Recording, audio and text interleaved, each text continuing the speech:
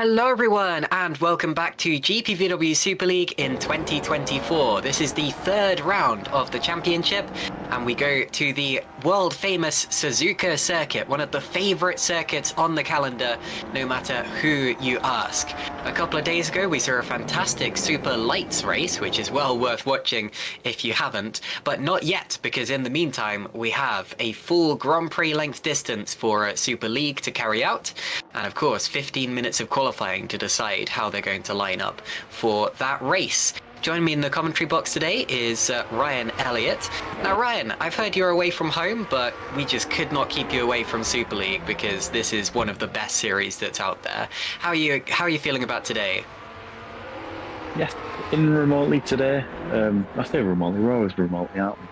Yeah. But can never miss a round of Super League. It's it's my favourite thing every other Thursday to do, and it just draws me back every single time. And for personal reasons, following on from the result that my team had here last season, out of all the Grand Prix, I couldn't miss Suzuka. It's definitely one of my favourite tracks, not just to drive, but the last couple of years of across all categories have provided some amazing racing, which is weird because I don't typically think of Suzuka as an amazing racing track, but it seems to do the business for us here at GPVWC. Yeah, of course.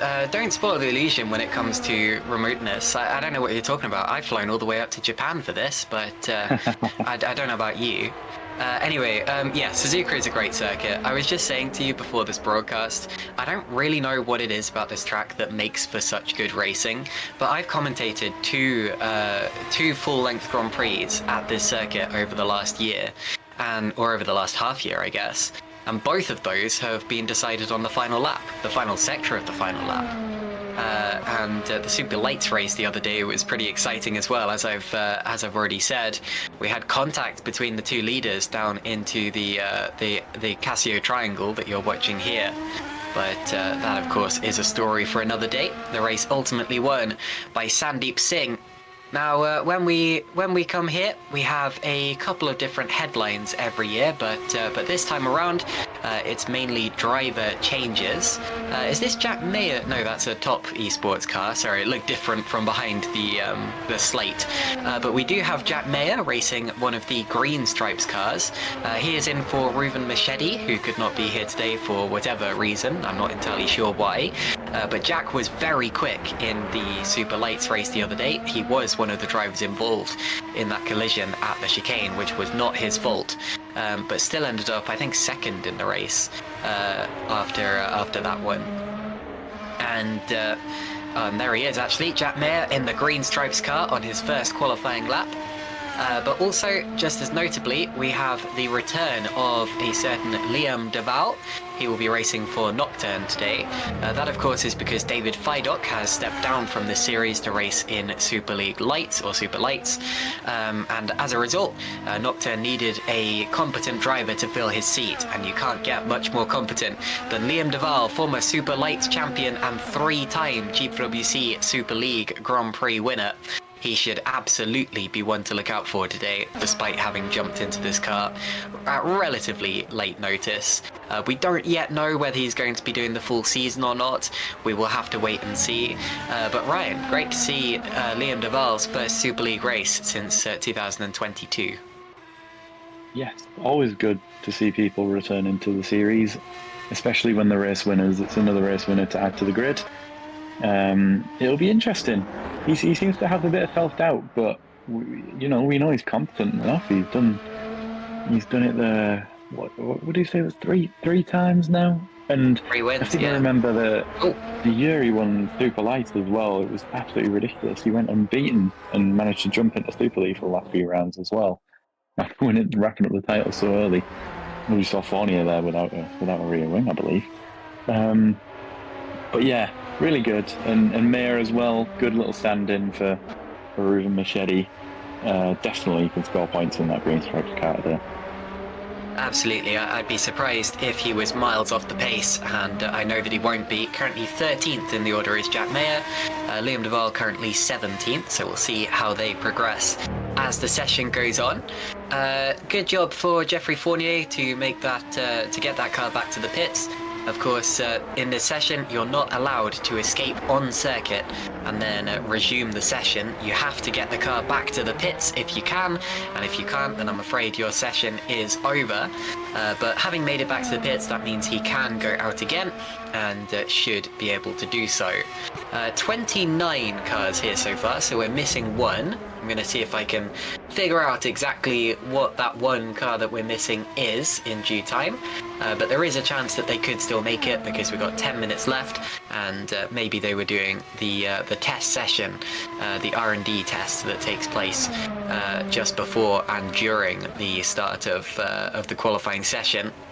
Currently Jan Grankvist at the top of the times, followed by Owen McGorgy. Those two are 1-2 in the championship, having won the first 2 races of the season. Grankvist, of course, second in Australia, first in Saudi Arabia, 100% podium rate.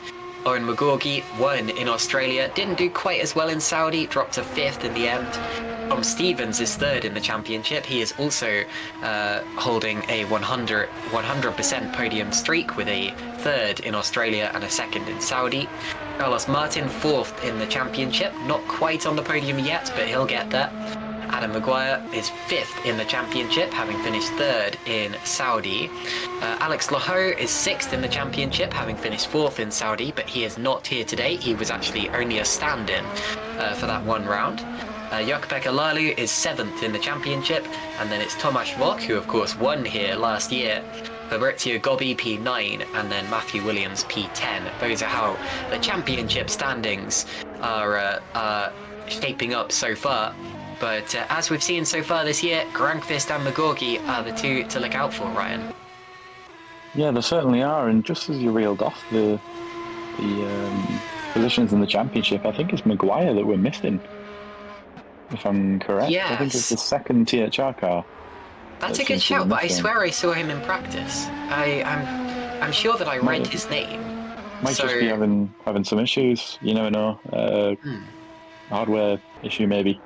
Unless I'm very much mistaken, that is. Also, thanks to David Feidock, who chipped in and said the second THR is missing. Yeah, definitely does seem to be the case. Yeah, hopefully you can get that sorted in time, especially for the race. I mean, you can always fight back if you don't quite get your lap in quali. But, you know, missing a race it'd be crushing, especially for THR, obviously going for the championship. I've just been told by Ruben Machete the reason why he's not racing. He's having internet issues. He said it's unsafe to race with his internet issues.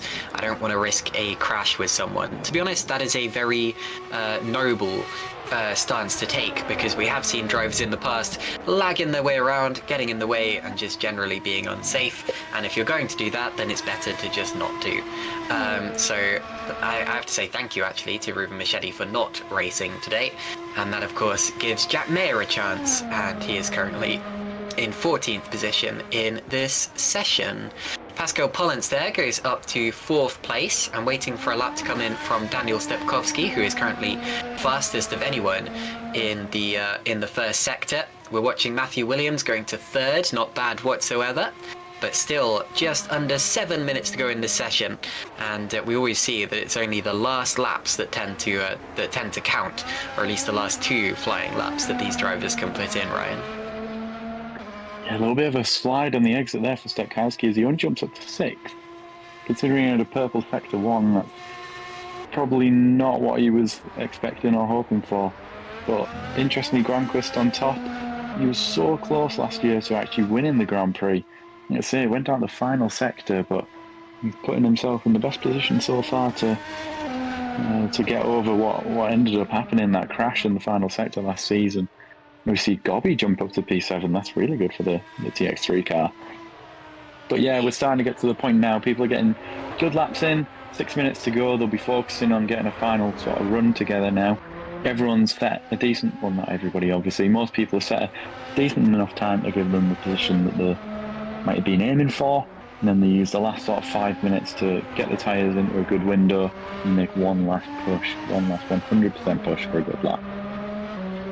And Magorki just improved his time. He stayed 2nd, but and he's on an in-lap now, but 128.357, there you see him, and you see how far off he was in the first sector, so definitely not a competitive lap time about to be set by Owen Magorgi, but still plenty of time left in this session, just over 5 minutes to go, and as we said before, it's only the last lap or 2 that end up really mattering. Zoltz Schuks currently out on the circuit, 28th. He's one of 2 drivers yet to have set a lap time. 2 drivers in the session, that is. We're not counting the missing THR. And for Stax Racing, Schuks enters the chicane.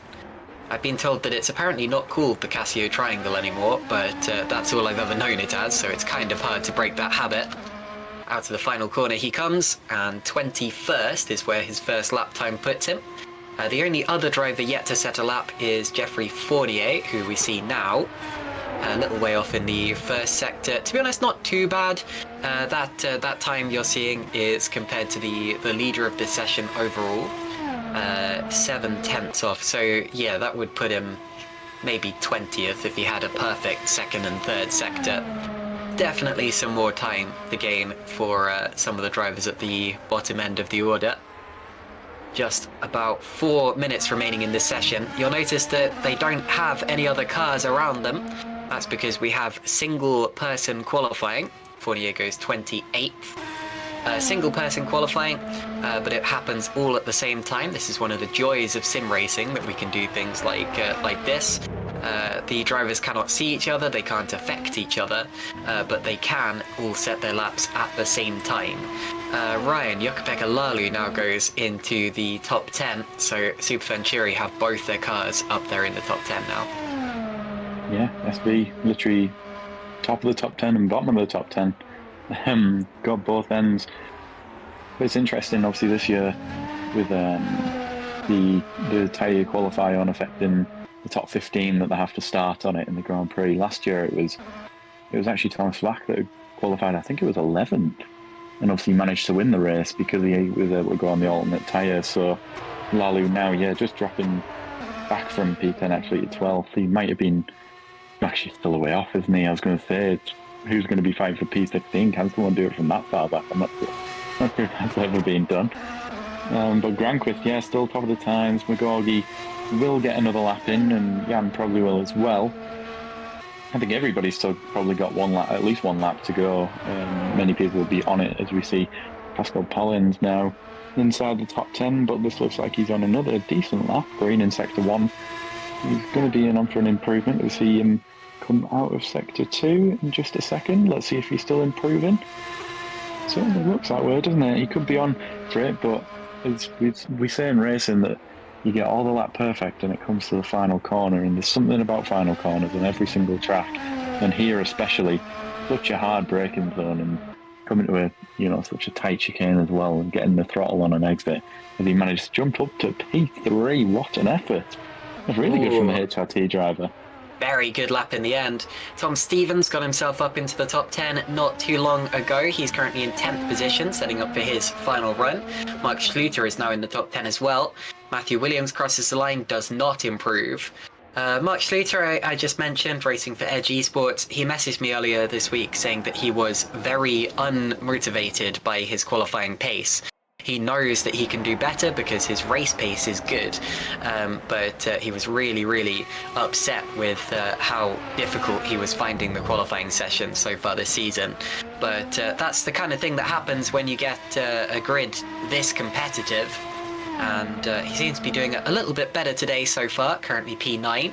Here's Oren McGorgy. His first sector was good, a personal best, not quite an ultimate best, but his second sector was. That's a true purple you see on the bottom right-hand side of the screen. True purple, of course, meaning fastest of everyone, not just fastest compared to the leader. Across the line he goes, and it is provisional pole for Owen McGorgy, a 1:28.203, but that's only half a tenth of a second faster than Granqvist, and Granqvist still has a lap to go. Does McGorgy still have a lap to go?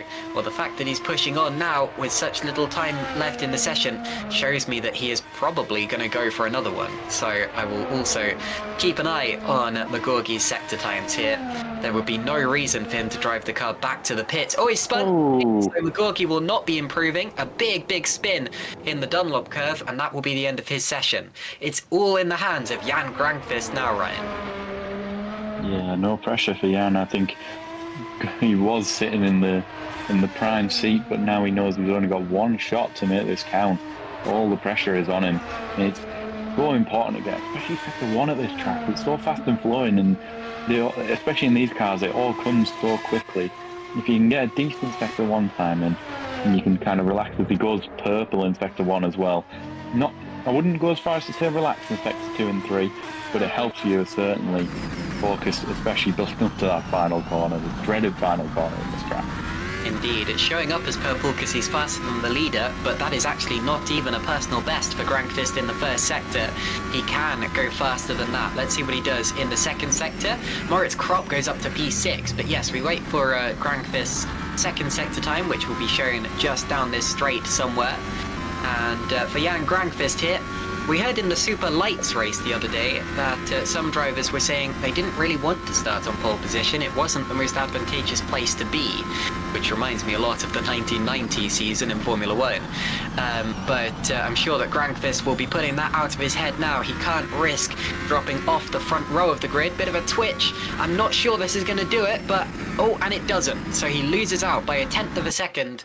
Jan Granqvist will not be on pole position. Tomasz Vok goes up to P9, not a bad lap. Mark Schluter still has the opportunity to get into the top 10. Here's Fournier. Jeffrey Fournier looking to improve from P30. So we do have 30 cars now. The second THR car was Adam Maguire. He's currently 13th. Fournier goes 27th. We wait for Mark Schluter, who's the last driver who could potentially jump into the top 10. He goes 11th, so does not improve. And that means that pole position goes the way of Owen McGorgy, but only by 0.5 of a second. We should have a quite exciting battle up ahead of us between Owen McGorgy and Jan Granqvist, and potentially some other drivers as well. Very close qualifying session, Ryan. That's what we like to see. I think 0.5 second separating circle top 15 is really, really impressive. But it's a track that everybody knows quite well, and it's the smallest of margins that can make the difference. But look at the gap from the top 2 to P3. You know, it's 0.3 between just under 3/10 between Granqvist and Pollens there. Indeed. So McGorgy takes pole. Granqvist will line up alongside him. Then it's Pascal Pollens, Robin Panzer, Matthew Williams, Moritz Kropp, Carlos Martin, Daniel Stepkowski, Tomasz Vok, and Fabrizio Gobbi. Let's have a look at the next slate if we can.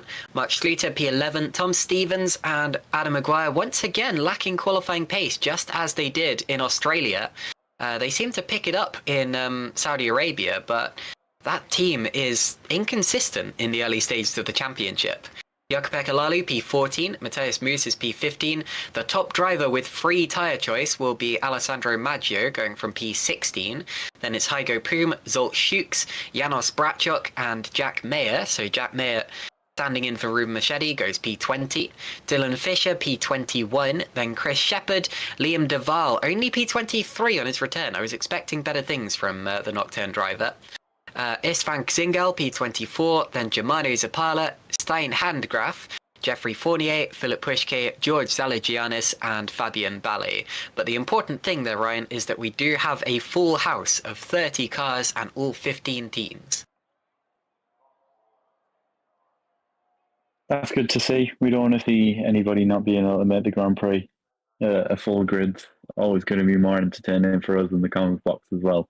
It's a shame that I can't actually see the stream right now either. I've been getting some technical difficulties on my end, but thankfully I've got a little bit of time in this practice session while everybody chucks in the fuel, changes potentially onto a different tyre depending on what they're going to start on, and yeah, we've got a nice little 10-15 minute practice session for hopefully me to sort out my technical. That's okay, yeah, that's always going to happen when you are doing it remotely. There's always going to be some kind of technical difficulties. But you're not missing much, because we only have a warm-up session coming up, a 10-minute warm-up, where the drivers will get used to their cars on full fuel, and the tyre compound, sorry, the tyre compound that they will be starting on. And then, of course, we will be live for 53 laps, a full Grand Prix distance of the Suzuka circuit in Japan. Just to update you on some of the reports and penalties that came out of the last race. Looks as if there was an incident between Jukka-Pekka Lalu and Fabrizio Gobbi that was judged to be a racing incident. Gobbi was then given a 5-second penalty for blocking Lalu later on in the race. Not sure that cost him much. It's hard for me to remember immediately where he actually finished initially. Then, of course, Jarl Tyen was given a 5-place grid penalty for contact again with Jukka-Pekka Lalu. He seems to have been on a bit of a report rampage, but in 2 of those cases at least, that was fully justified. But Tyen, of course, is not here today. He was only standing in for Alessandro Maggio in the last round, so that will not matter whatsoever. There were a few incidents in the last race that did not go reported that I expected to have penalties. But of course, GPWC does it differently to the real world of motor racing. It's not a kind of automatic steward's inquiry when something happens. The drivers themselves actually have to report these incidents, and if the driver doesn't feel that it's worth it, or they simply can't be bothered, which is fair enough, I suppose, then it doesn't end up being looked into by the stewards. But anyway, that does of course mean that the grid order you saw at the end of the qualifying session will be the order the cars start in, because none of the drivers we have here have outstanding penalties as far as I'm aware, and that of course means that it's a lot more simple than it could be. But anyway, Ryan, are you having any more luck now?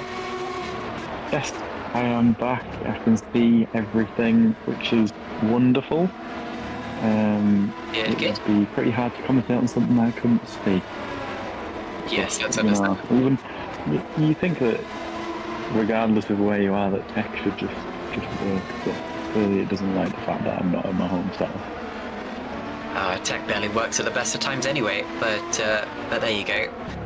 David Fidok has messaged me again. He says, expected two-stop to be the fastest strategy, soft, medium, potentially. The hardest tyre isn't working that great. Yeah, that's very similar to what we saw in the Super Lights race, because they brought quite hard compounds of tyre here, unless I'm very much mistaken. And I don't think we saw the hardest tyre used at all, at least from the drivers who finished within the top 10. It was very much one-stop and two-stop strategies there, although with this race being longer, being 53 laps rather than 44, I expect that two stops will be the order of the day. And Suzuka, of course, is traditionally quite a high tyre wear circuit, with its many sweepers and its relatively low average speed. So yeah, I'm expecting it to be potentially a rear tyre limited circuit, although the front tyres will take a beating in that first sector as well, particularly the front left by the look of it. Spoon Curve also likes to eat up the front right.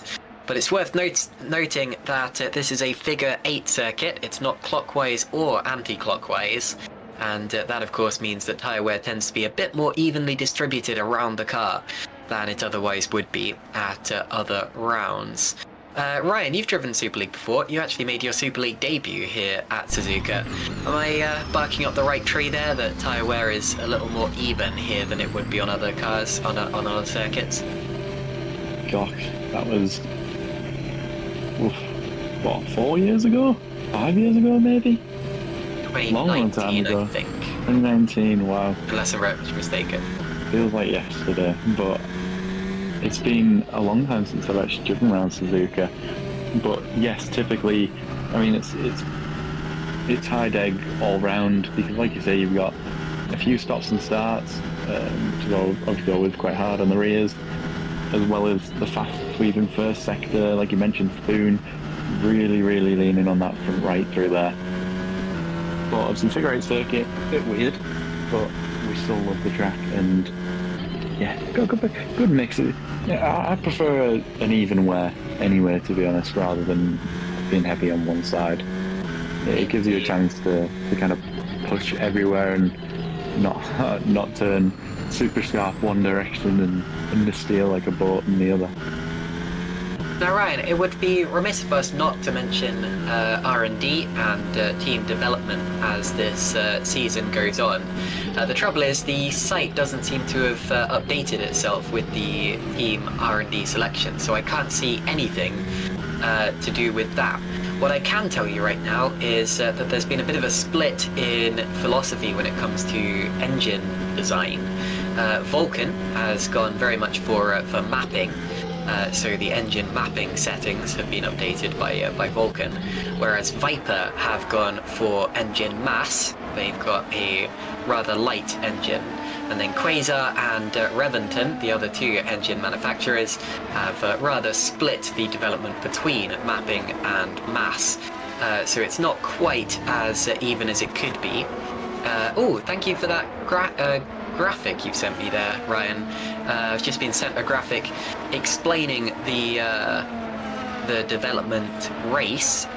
Looks like every team speccing into the pit crew and the tyre changing speed. That's good to see. So we should expect rather rapid pit stops here today. Rather quick pit stops is what I was trying to say, sorry. And then other teams developing variously the chassis, diffuser, rear wing and body drag. No one really caring too much about repairs, because of course you hope that it never comes to that, or indeed the front wing. But yeah, Ryan, what do you make of that one? Yeah, I mean, you can already see as well the difference where people have gone. So many, the majority of the teams went for upgrades for the second round, but with the full duration between the opening of the R&D window to the cutoff, whereas teams like myself went for a 3-week upgrade, so we didn't have quite as strong a car at Jeddah. But right now, obviously RSR, my team has got the fastest car this round, or well, the fastest round, the most developed car this round. Obviously you never know which upgrade faster than others. Everyone has different opinions on that, as you can tell by the upgrade paths.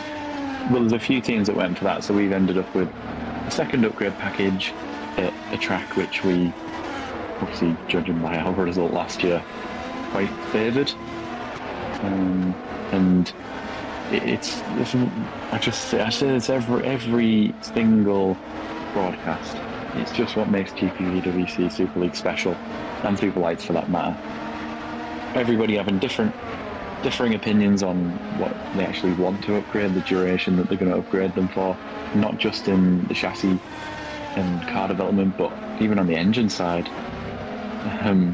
Every team essentially going in kind of a different direction, obviously with the same upgrades, but they've gone different ways about it. And yeah, it's just the beauty of it. This is why we love Super League. Absolutely. Of course, another thing that the teams have control over is the life of their engines. You get a certain number of engines to use over the course of the year. One thing to note is that there's only one team that has 2 brand new engines for this weekend, and that is AKA Hero, formerly known as Geek Sim Racing. Both of their cars have 100% engine life. It's also worth noting that Holland Racing Team have very nearly 100% racing life. Of course, one of their cars, I believe Matthias Moos, had a big crash at the start of the last race, and so only ended up doing a couple of meters basically. So they effectively have 2 brand new engines, although one of those is one that has been used before, albeit very shortly. And the team with overall the least engine life is actually THR. Both of the THR cars only went for engines with 38% life left in them. Could that explain why they were so off the pace in qualifying, potentially, Ryan? I wouldn't base it entirely on that. Obviously, engine percentage has a big impact, but certain tracks it favours.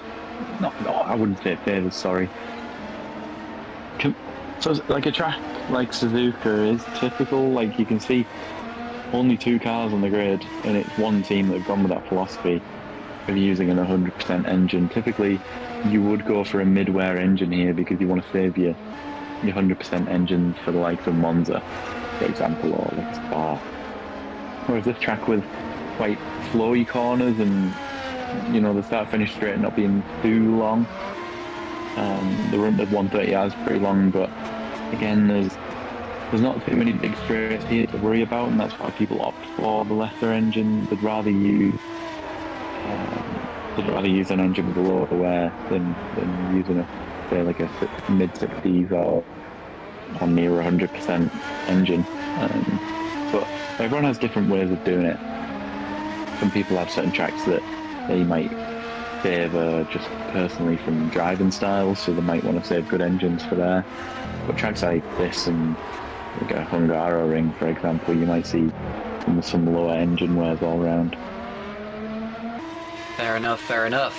Do you know how much engine wear the cars actually use over the course of a race? Does it differ depending on what track you're at? Yeah, the average is in and around the 30%. Like 31, 32%, something like that. Also depends on like laps completed. If you've had a crash in one of the races, you might end up using only 15%. Or if you a lap down or 2 laps down, you use a little bit less wear as well. Gotcha, yeah, that does make sense, and that means the THR cars should be fine, but they may end up with rather second-hand engines by the end of this one. Okay, so we don't have much time left. The checkered flag has come out on this warm-up session. We're just waiting for the cars to reach the line, and then of course we will go to the race session. Ryan's having difficulties again, I'm afraid. Yes, that's okay, Ryan. If it's okay, I will probably I'll base whether you're there or not by whether you are muted or unmuted. So if you unmute when you are okay to talk, then that will let me know what is going on. But yes. I also want to give a quick shout out to Fabian Jungbluth. I realised that I haven't mentioned the broadcast director yet in this stream, but of course we couldn't have a broadcast without a broadcast director. So Fabian, who I met very recently actually doing Super Lights broadcasting, is a rather new name to the GPWC community, but already doing a very good job on the cameras, so thank you very much for being here, Fabian. Anyway, the cars, as you can see, are preparing to start the race. They're making their way onto the starting grid. They have about a minute to do that. And then, of course, we will have a formation lap followed by 53 laps of Grand Prix racing. Hello to everyone in the YouTube chat. Plenty of familiar names here. Luke Maguire, former Super League racer himself. Aviation Chad, who raced in the lower categories. Reuven, who should potentially be racing here today. Hello, Reuven. Sorry to see that you aren't. I hope your internet issues get fixed soon. Mr. Coffolino as well. Yes, okay. So away we go on the formation lap. And if it's okay, we can get the grid order up on the screen once again. And count down to the start of this Grand Prix. So Owen McGorgy starts on pole position for this one, having won the first race of the season. Jan Grankvist is second, becoming a brand new Super League racer last time out. Missed third and fourth, but it was Pascal Pollens and Robin Pansar. Then Matthew Williams starts in fifth place. Moritz Kropp is sixth. Carlos Martin P7, Daniel Stepkowski P8. Last year's winner Tomasz Wok is P9, then it's Fabrizio Gobbi P10, Mark Schluter and Tom Stevens. THR a long way off the pace that they would like to achieve. Anna Maguire is P13, then it's Jakob Egalalu, Matthias Moos and Alessandro Maggio. And the top driver on medium tyres, I believe, is Hygo Poom in P17, so the AKA hero car there will be one to look out for. Zolt Schukes is P18, then it's Janos Bratchok and Jack Mayer, sorry, I hiccuped halfway through his name. Dylan Fisher is P21, then it's Chris Shepard, Liam Duval and Istvan Xingel. Liam Duval, of course, returning after 2 years off Super League. Germano Zapala is P25, then it's Stein Handgraf, Jeffrey Fournier and Philip Pushke. And the final 2 cars on the grid will be George Zalagianis and Fabian Ballet. No drivers starting on the hard tyres, so it's clearly not a tyre that is intended to be started on here. And I'd be surprised if we saw that, at least from the leaders over the course of the day. But those are your 30 cars in the order that they will start this Grand Prix.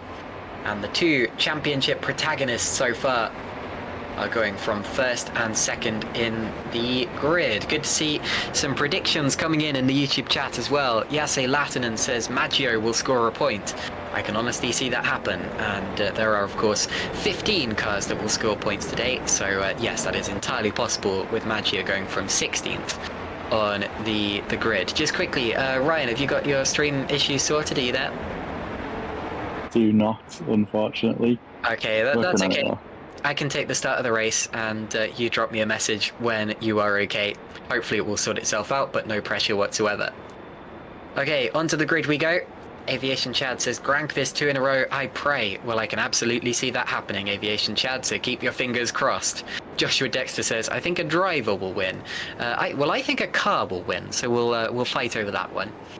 And Joshua Dexter says, I think Mr. Stevens will gain 11th place and win. Well, Mr. Stevens is indeed a driver, so that would keep your prediction correct. Okay, so we wait for the 5 red lights at the start of the field. You see them on the gantry. And when they illuminate, the reds will rise.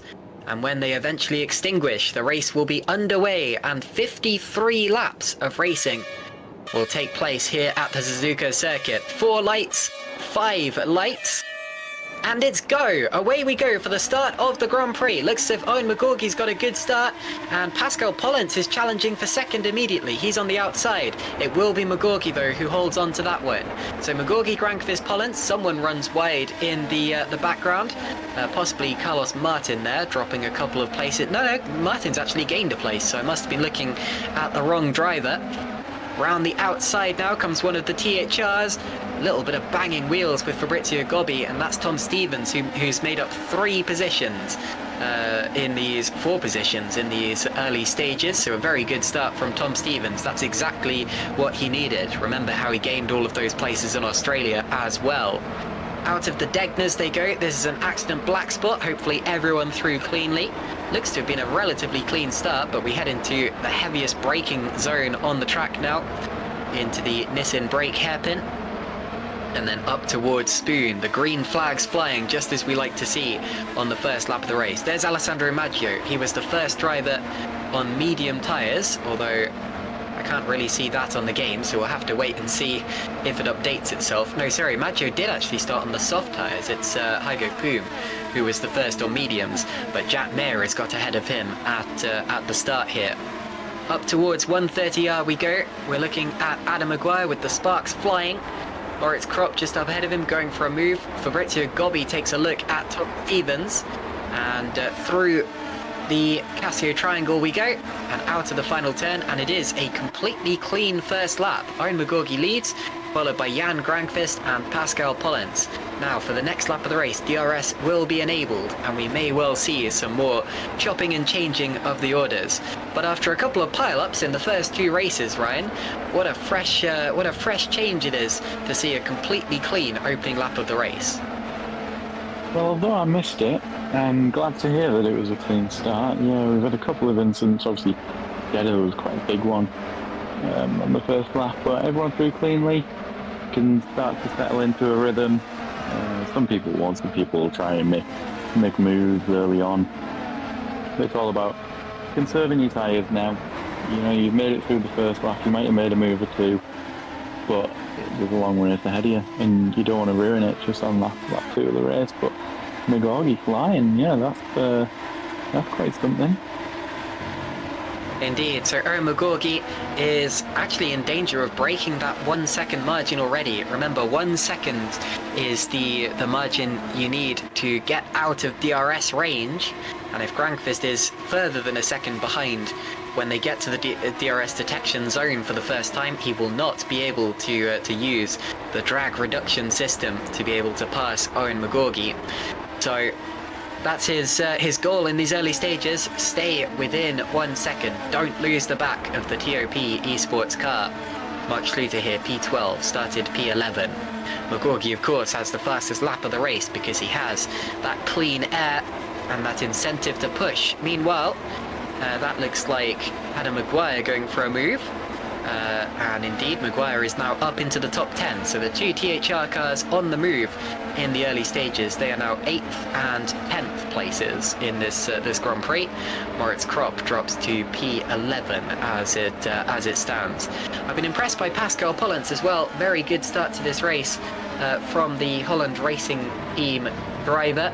Now Pollens is yet to finish a race this year. He actually missed the Saudi Arabian Grand Prix, so this would be a big improvement for him if he was able to finish it. Still a long way to go. Oh, and Stepkovski's dropping places. Sorry, Daniel Stepkovski, let's take a look at him because he's dropped down to 16th position, and I think he may have had a little incident coming out of the Degners. It's an accident black spot on the track. Cars tend to spin up their rear wheels there. And whatever's happened, Stepkovski has dropped from about, I think it was about 12th position to about 15th now.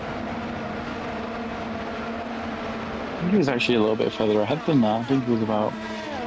Oh yeah, he was 8th. 7th. Sorry, he was 7th. So Yeah, he's lost a lot of places. Yeah, he certainly has. Interesting to see if he's gone off on his own or if he caught up in an incident, but we will find out right now. Yeah, so he's heading down to the Degners, and I'm expecting it'll be on the curb, and around he goes. It's a decent save. He's going to avoid the barriers. Oh, maybe slightly touch them. Won't have much damage from that, but I'm afraid he's lost 8 positions in that one. So not the kind of start that Daniel Stepkowski would have been looking for from this race. Tomasz Vogt, meanwhile, fighting with Moritz Kropp over P11. A little bit of a puff of smoke through the S's, hopefully just a little brake lock-up. And Vogt has P11 over Moritz Kropp now, Ryan. Yeah, I think Bach has a little bit more pace in the bag. I was surprised to come back to the stream and see him 13th. Again, you know, like looking at Stepkowski there, he'll be so glad that he just didn't make major contact with the wall. You know, a long race ahead, and if he was going to do it, at least he got out of the way at the start. Now he can get his head down, focus on the rest of his race, maybe do something a little bit different with strategy as well. Make a brave call, get a few places up, and him and Vach hopefully can get back together soon on track and push together. They seem to always be glued together like they were last week, 2 weeks ago today. So here is Matthew Williams now, running in 5th position. Oh, Pansar's got up to 3rd while we weren't looking. So Robin Pansar is now running 3rd in this race in the Adonis engineering car. So it's Pascal Pollens that Matthew Williams is looking at the back of. Here we go onto the start-finish straight again. They will get the DRS. I believe Granqvist has now lost DRS from Magorgi, so that means Magorgi has the opportunity to get away. But look at Williams up the inside of Pascal Pollens now, sweeps through on the inside, and that's the kind of move that I'm sure we will be seeing all day here at Suzuka. A typical move into turn 1, up the inside, brake just as late as you dare, and through you go into 4th position. So not a bad one from Williams. Relatively easy with the slipstream and the DRS, but sometimes that's the best move you can make. Little wide there from Stein Handgraf. May have lost a position or two in the process, but rejoins the road. We still have all 30 cars running now, but of course Handgraf a long way from the points in these early stages, Ryan. I was really impressed with Handgraf at Jeddah as well. So he's definitely got the big slide on there. He's definitely capable of scoring regular points, so let's see what he can do. When you're that far back, I mean, he's just sliding about right now, just ripping them rear tyres apart, and he needs to just calm down a little bit and get into his rhythm. As we see Maguire now all over the back of Schleiter. Yes it is. Yep. Is he going to do something at the 130R? No, I think it's better off. It might do something in the final chicane. But again, Maguire just in the top 10 there, needs to keep his head down. Long race ahead, work with Schleiter, catch the pack ahead. There's a bit of I was going to say a little bit of a gap forming, but that's quite a big gap forming this early on in the race. They do not want to lose that lead pack. And look at Tomasz Vogt getting involved as well, but yes, they have lost the DRS from the pack ahead. Fabrizio Gobbi fighting with Tom Stevens still, keeping up with Tom Stevens relatively well. Magorgi, meanwhile, leading by 2.5 seconds, so the gap continuing to go out. I believe Dylan Fisher just lost a couple of places in turn 1 maybe, but seems to have gathered it up because he's stopped bleeding time. There are a couple of rather difficult points on this track. The curbs are something to be very wary of, especially on the exit of both of the Degners. The first one can spin you off to the inside, the second one can spin you into the wall on either side, and then of course in turn 1 the curbs are so high that they act kind of like a skateboard rail slide, and your car just tends to go wider and wider. And of course then you only have grass and gravel to catch you. There's not really any big tarmac runoff areas except for right there, right as I'm saying that. But yeah, there are points on the track where you really don't get much opportunity. Also avoid that curb on the exit of Spoon. I'm afraid to say there was a little bit of a glitch on that curb during the Super Lights race, and we had one driver get completely obliterated in quite an unrealistic looking accident. So hopefully that's either been fixed or the drivers will know about it and avoid it. Only did happen once in the Super Lights race, so you must have to hit it at a really awkward angle, but you know, if it's possible, they'll want to avoid that, and I'm sure all of the drivers would have been warned. Lalu all over the back of Moritz Krop, and Krop dropping back in the early stages. He started a little further up the order. He was, I think, P7 or 8 on the grid here, dropping a little further back. Jordan Weeks saying Green Stripes is the only original team I remember from my GPWC days. Happy they're around still. Yep, Green Stripes have been around for donkey's years, since way before the time when I was, way before the time I started commentating Super League back in 2017. Jordan says I was talking about the 2013 to 2015 days. Yeah, Green Stripes had a little bit of success back in those days, I think. They've been plugging along since then, haven't really had too many opportunities since then, but still around. And I think a couple of these teams are at least derived from teams who were around at the time. May have had a couple of branding changes, but they'll still be the teams that you know and love. Magorki, meanwhile, building out almost a 3-second lead up in front as Panzer sticks with Jan Grankvist, just 0.8 of a second off. Ryan, this is quite different to what we saw in qualifying, where Magorki and Grankvist were only separated by 0.5 of a second. There was a much bigger gap of around 0.3 of a second between Grankvist and the pack behind, and yet it seems to be that Panzer has turned up the pace, Magorki's turned up the pace for this one, or is Grankvist just kind of being conservative and waiting to see what happens later on? Well, I'll start off with Panzer. We always know he's a good racer. He's consistently performed, I'd say, better in the races than he has in quali. Probably not a hot lapper. But last week we saw Magorki. Obviously, it wasn't for the top 3 positions, but last week he was really quick at the start of the Grand Prix, and he was keeping up with that lead pack. And then from the end of the race, like when we got to the second pit stop, he ended up being about 13 seconds back. So let's hope that it's not going to be the same a repeat of Jeddah, and that he can actually manage the gap this time a little bit better. But 3 seconds, that seems like a lot, and very, very unexpected for me at least. I thought Grankvist was typically, I thought he was a bit of a better racer as well, like Panzer. So, but you know, they might be thinking about the long game. There's a bit of strategy to come. And obviously leading from the front and from pole, sorry. And he's kept his head down, kept it clean. Clearly no mistakes.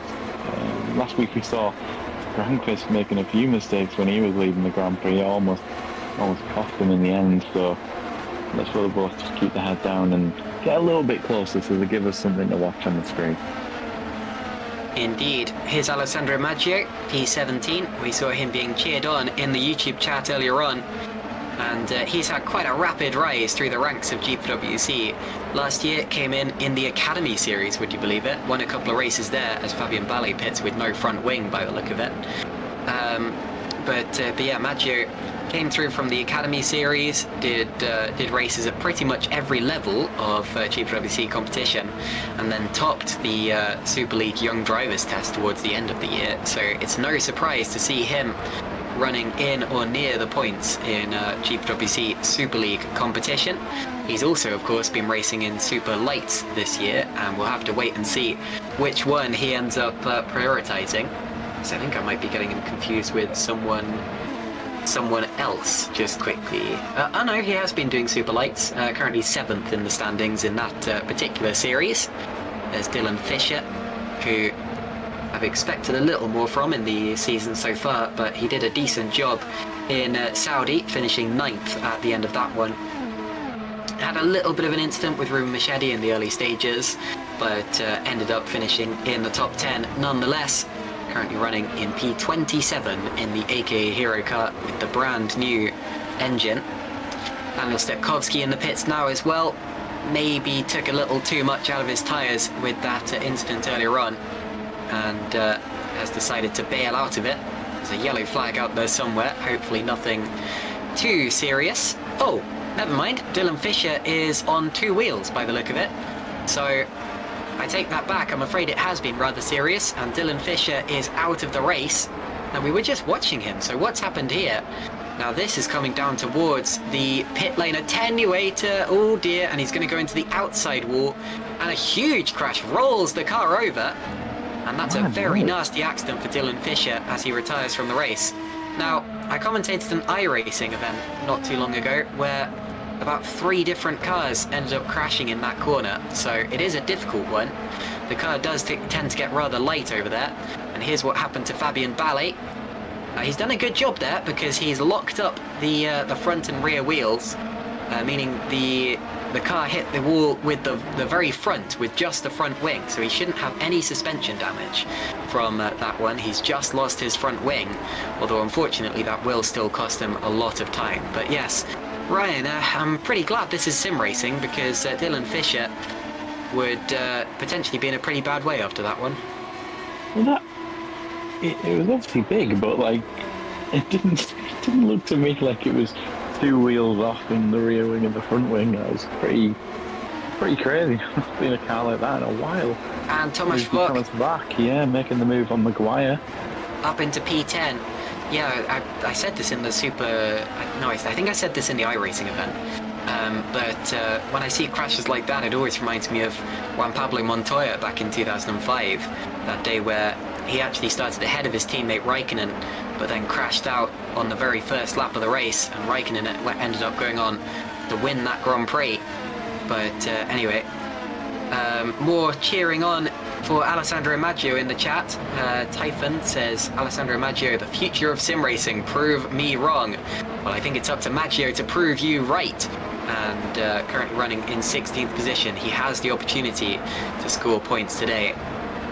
A lot of people, unfortunately, mourning over the loss of Dylan Fisher's race and asking if he's okay. Well, physically he'll be fine because this is only a sim race, but of course I'm sure that he will be feeling rather annoyed with himself after that one. The car does tend to get rather light through that bend, but even so, just could not catch it in the end, as Maggio actually has Hygo Poom all over his tail now, Dylan Fisher's aka Hero teammate, who tried to line him up into the chicane, but a little too far back, and you really have to dive bomb someone into that chicane if you're going to go for a move, which is always a risk, as we saw in the Super Lights race. Tomasz Vox in the pits now. Ryan, can you tell us why your cars are pitting so early today? You see, this is an interesting topic, and somebody asked me about this recently. I try not to ask my drivers about strategy, because I don't want to come on the stream and say, oh, this is going to be the strategy for the race, and then everyone knows it's come from my drivers. So they're clearly going for something different. They might think they're stuck. Vac might not have wanted to tow somebody around in the DRS. It was, it's hard to see when we weren't following him. But usually they have reasons. They might go for it. So, you never know. Or they might have just wanted the ultimate track position. The race engineer will be coaching them along and advising them on what they think is best, and obviously going backwards and forwards to each other. And clearly the 2 guys have thought it was better for them both to hit a little bit earlier on. Well, this is very different from the strategy we saw from Wach about 6 months ago in the last Japanese Grand Prix. But then again, he was rather forced onto an alternate strategy on that day, having started from P11 on the grid. But this time, obviously going for something slightly different, and even though he was one of the first drivers to stop, as Jack Mayer now goes side by side with Moritz Kropp on the outside, and goes through. So Mayer up into 13th now. Both of those very nice guys. I've met both of them a couple of times now at GPVWC days, and always fun to be around. And Kropp dives into the pits as well. There's a little move going on up in front, and that's Lally now up into the top 10 ahead of Adam Maguire. But yeah, even though Wok was one of the first drivers to pit, we actually had Dennis Stepkowski coming in 2 laps earlier. Maggio is in, as is, well, that's Krop, who we saw pitting earlier on. Is he staying on the soft tyres potentially? Maybe 2 stints on softs. Oh, it's a long stop. What's going on here? Possibly... Maybe some damage repair? Yeah. Maybe his team just weren't ready for him or something. You do have to alert your team that you're coming. There's a little toggle you can do. On my steering wheel, it's the X button. It'll be a different button for other drivers with other steering wheels, but there you go. Philip Pushke here, P20. Looks as if Grangfist has now broken the DRS from Pansar behind. For a long time, Pansar was really sticking with him and using that DRS to his full advantage. And might just, I mean, he's just about on that buffer, so might just about be able to get back into that fight.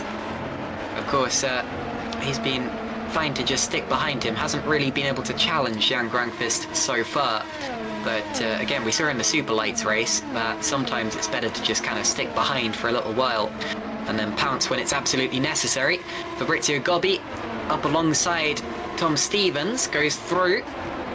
Gobbi up into P7. I was saying earlier on he was doing an impressive job keeping up with Tom Stevens, but he's decided to do one better and have a little go with the clean air as Adam Maguire now comes in.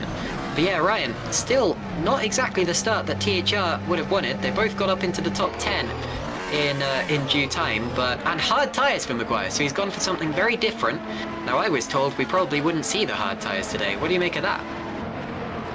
Clearly, you've got to do something different. You're clearly struggling a little bit. I'm not sure why, to be honest. Obviously, like you pointed out, they are on low percent engines, but quite a few people are on low percent engines this week. Could be the upgrade package, it could be lack of it could be the setup's not exactly what they were hoping for. It could be a combination of all 3 of those things. But you know, we've seen Tom and Adam fighting consistently at the top, and you know, it's hilarious. We say they're having an off day, they're still we're still in the top 10 here. It's like the standard's so high for that team. We expect so much of them that when they're not in the top 5, we think something's really, really wrong. Absolutely. I mean, if you go back to the first broadcast of the year, I'm sure I said that Tom Stevens was the favourite for the championship. So even 8th place for Tom is a slight disappointment, but in he comes. Matthew Williams also in front. Did Tom slightly brush the wall there on the entrance to the pits? He got very close to it anyway, but he'll be okay. Matthew Williams now on the medium tyres. That's what we expected from most of these cars making their first stops. And Stevens has one of the last pit boxes due to THR being, of course, the team's champions. And away he goes now. I think he stayed on softs, didn't he? So a variety of different strategies being employed here today. And he comes out just behind George Daligianis, who is yet to make a stop. Robin Panzer now back within DRS or DRS range of Jan Grangfist as they pull away still from Pollens and Martin, who are nose to tail behind them. So now we wait and see what happens in that little scrap for the lead.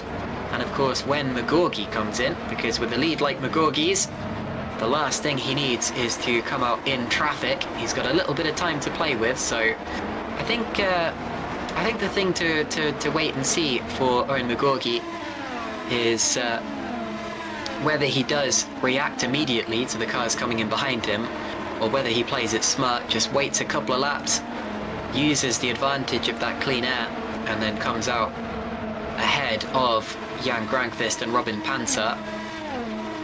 And of course, and into the pits comes Magorgi, so never mind, he's chosen to pit earlier, and he's on the hards. So we were talking about the hard tyres just now as if they were an alternate strategy, but the race leader has now gone onto hard tyres. Now this is very interesting, because this is not what we were told would happen. Fabrizio Gobbi's also pitted, he's gone onto mediums. And we may even see alternate strategies emerging amongst the leaders of this race. Now Ryan, this is setting up to be quite a strategic Grand Prix of GPVWC Super League, and I'm looking forward to seeing what Grankvist and Panzer do. What would you do? What would I do? Unless I knew that what I truly believe that one was a lot stronger than the other, I'd go the opposite of what the other person's done. Like, especially when there's a 3-second gap already between the top two, you can't really do the same thing as the person who, in this case, pitted first, which was McGorgy. If you just match what he does, then you're never going to really, unless you believe you've got the pace on that tyre, you're never going to take all that time out of him without a mistake. So, oh, and Maggio's crashed. Maggio has crashed out. You see the rear left tyre is hanging off the car, so he will be going no further. And that's a big shame considering the support he was being given in the YouTube chat earlier on. We're going to see a replay of what happened. I imagine this will be very similar to Stepkovski's spin earlier on. But he twitches, overcorrects, and is unable to keep it out of the barriers. So he becomes another retirement. Only the second retirement of the race, actually, because, of course, the other spinners have managed to gather it up. Into the pits now, Panzer from third. Schluter is in from inside the top 10. Jukka-Pekka Lalu is in. Jan Grankvist is in. Okay, so Grankvist, if it's okay, I'd like to have a look at what tyres he's on. Well, here's Panzer on the soft tyres, so another stint on softs. And softs for Grankvist as well, although I'm going to hold off a little because we did see in the Super Lights race there were some drivers who came in for tyres and then the tyres did not update until about halfway through the next lap. So you can never be 100% sure that what you're seeing is true unless you've watched the driver make the pit stop. But there you see it, Grankvist is on soft tyres according to our graphic. And where's Panzer? Panzer hard tyres, wow, so there really is a difference. McGorgy is ahead, they've got Chris Shepherd between McGorgy and Jan Grankvist. Panzer appears to have lost a couple of places there. Although, no, in the effective order he'll be okay, because... actually, where was Matthew Williams before all of this happened? Because he was right up there, wasn't it? Yeah, so Williams has jumped Panzer, hasn't he? As Panzer overtakes Jeffrey Fournier in Spoon. But yeah, I believe Matthew Williams has just jumped Robin Panzer, who now has to go long on those hard tyres, Ryan. And he's got a car between them, which will only help his case. Duvall really put up a fight, I'm not so sure. Matthias Moos into the pits. Pascal Pollens now leads. There is Matthias Moos. Now the trouble here for Jan Grankvist is that he's on the soft tyres. He will have to pass people on track. He's just passed Chris Shepherd, so he's up now. The next car ahead of him is Owen McGorgy, who has a couple of seconds himself to Janos Brachok. And of course the problem is that he will probably catch McGorgy but then lose time trying to pass Owen. But then of course McGorgy will have to repass him later on in the race, so it may end up evening out.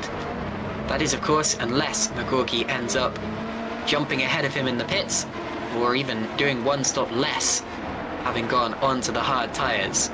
I guess another question is, what are they doing on these hards? Are they attempting to run to the end, or are they going to make a late stop for softs or mediums?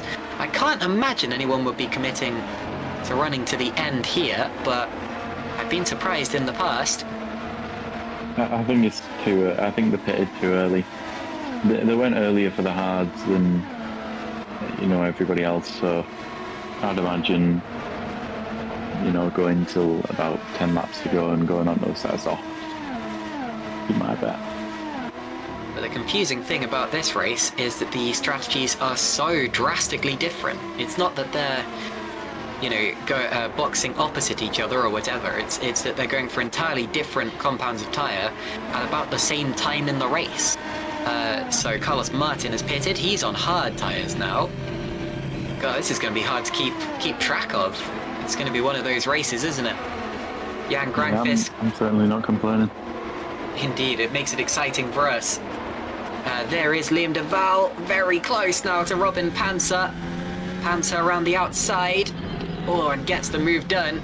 He needed to do that. And yes, indeed. Now, before all of the pit stops happened, we were talking about THR and how they were slightly struggling for pace in these early stages. I'm a little confused by that because I said at the end of the last broadcast, as Magorgi now makes a dive, Braciuk saw him quite late, had a little lock-up on the brakes, but they keep it clean. Magorgi goes through. But yeah, I said at the end of the last broadcast that Suzuka should theoretically have quite a similar setup to Jeddah, which may sound a little strange considering they look so different, but in my mind at least, they're very similar track layouts with one long straight followed by a bunch of sweepers. But then again, there are also differences, including elevation changes, and there's Mark Schluter now getting past Tom Stevens. That's for position, isn't it? Because they both made their stops. Big twitch from Tom Stevens. Schluter is on slightly softer tyres though. But yes, I'm a little surprised that their rapid pace, remember they were first and second on the grid in Jeddah. Surprised that hasn't carried over to Suzuka, where they were only, I think, 12th and 13th on the grid. Really confusing for the two of them, but anyway, here's Hygo Poom fighting with Jack Mayer and now Owen Magorgi over that second position in the race. Magorgi, of course, on a very different strategy to them. Should come through relatively quickly, and certainly wants to, because he's being held up. Yeah, he needs to clear people as quick as he can. He's got a gap to Granquist, but he doesn't want that to be eaten up by getting stuck behind back markers. You see Schluter going for a move on one of the Stacks cars, I believe that is. Oh, shucks, yeah. Oh, doesn't get it done though. It's going to be a brave one, that's for sure. And Tom Stevens got very, very stacked up, almost sideways, trying to avoid the rear end of the Edge Esports car. Into the hairpin, look at the dive! Who is that? That was Tomasz Vok there getting involved, and actually goes through on Tom Stevens. That was extremely opportunistic. He wasn't even in that battle until they reached the braking zone. And now, of course, Stevens comes back at him into the spoon curve, thinking, no, that was a brave, that was too bold for my liking. And now he's going to be bold, sticking it around the outside, trying to get the switch back on the exit. There's a little bit of a straight here. He'll have the slipstream. No DRS on this particular straight. There's only one DRS zone, unless I'm very much mistaken. Into 130R, touching wheels they go. Wide, wide, wide goes Stepkovsky. And into the braking zone. And somehow they all avoid each other this time around. This is very tense stuff in the mid-pack with drivers on different strategies and different speeds. We've got Jack Mayer in the pits. Philip Pushke is also in. And through goes this whole gaggle of cars, including both of the THRs, who seem to be losing out in all of this, if anything. And Jakub Lalu now fights with Daniel Stepkovsky and makes up that one particular position.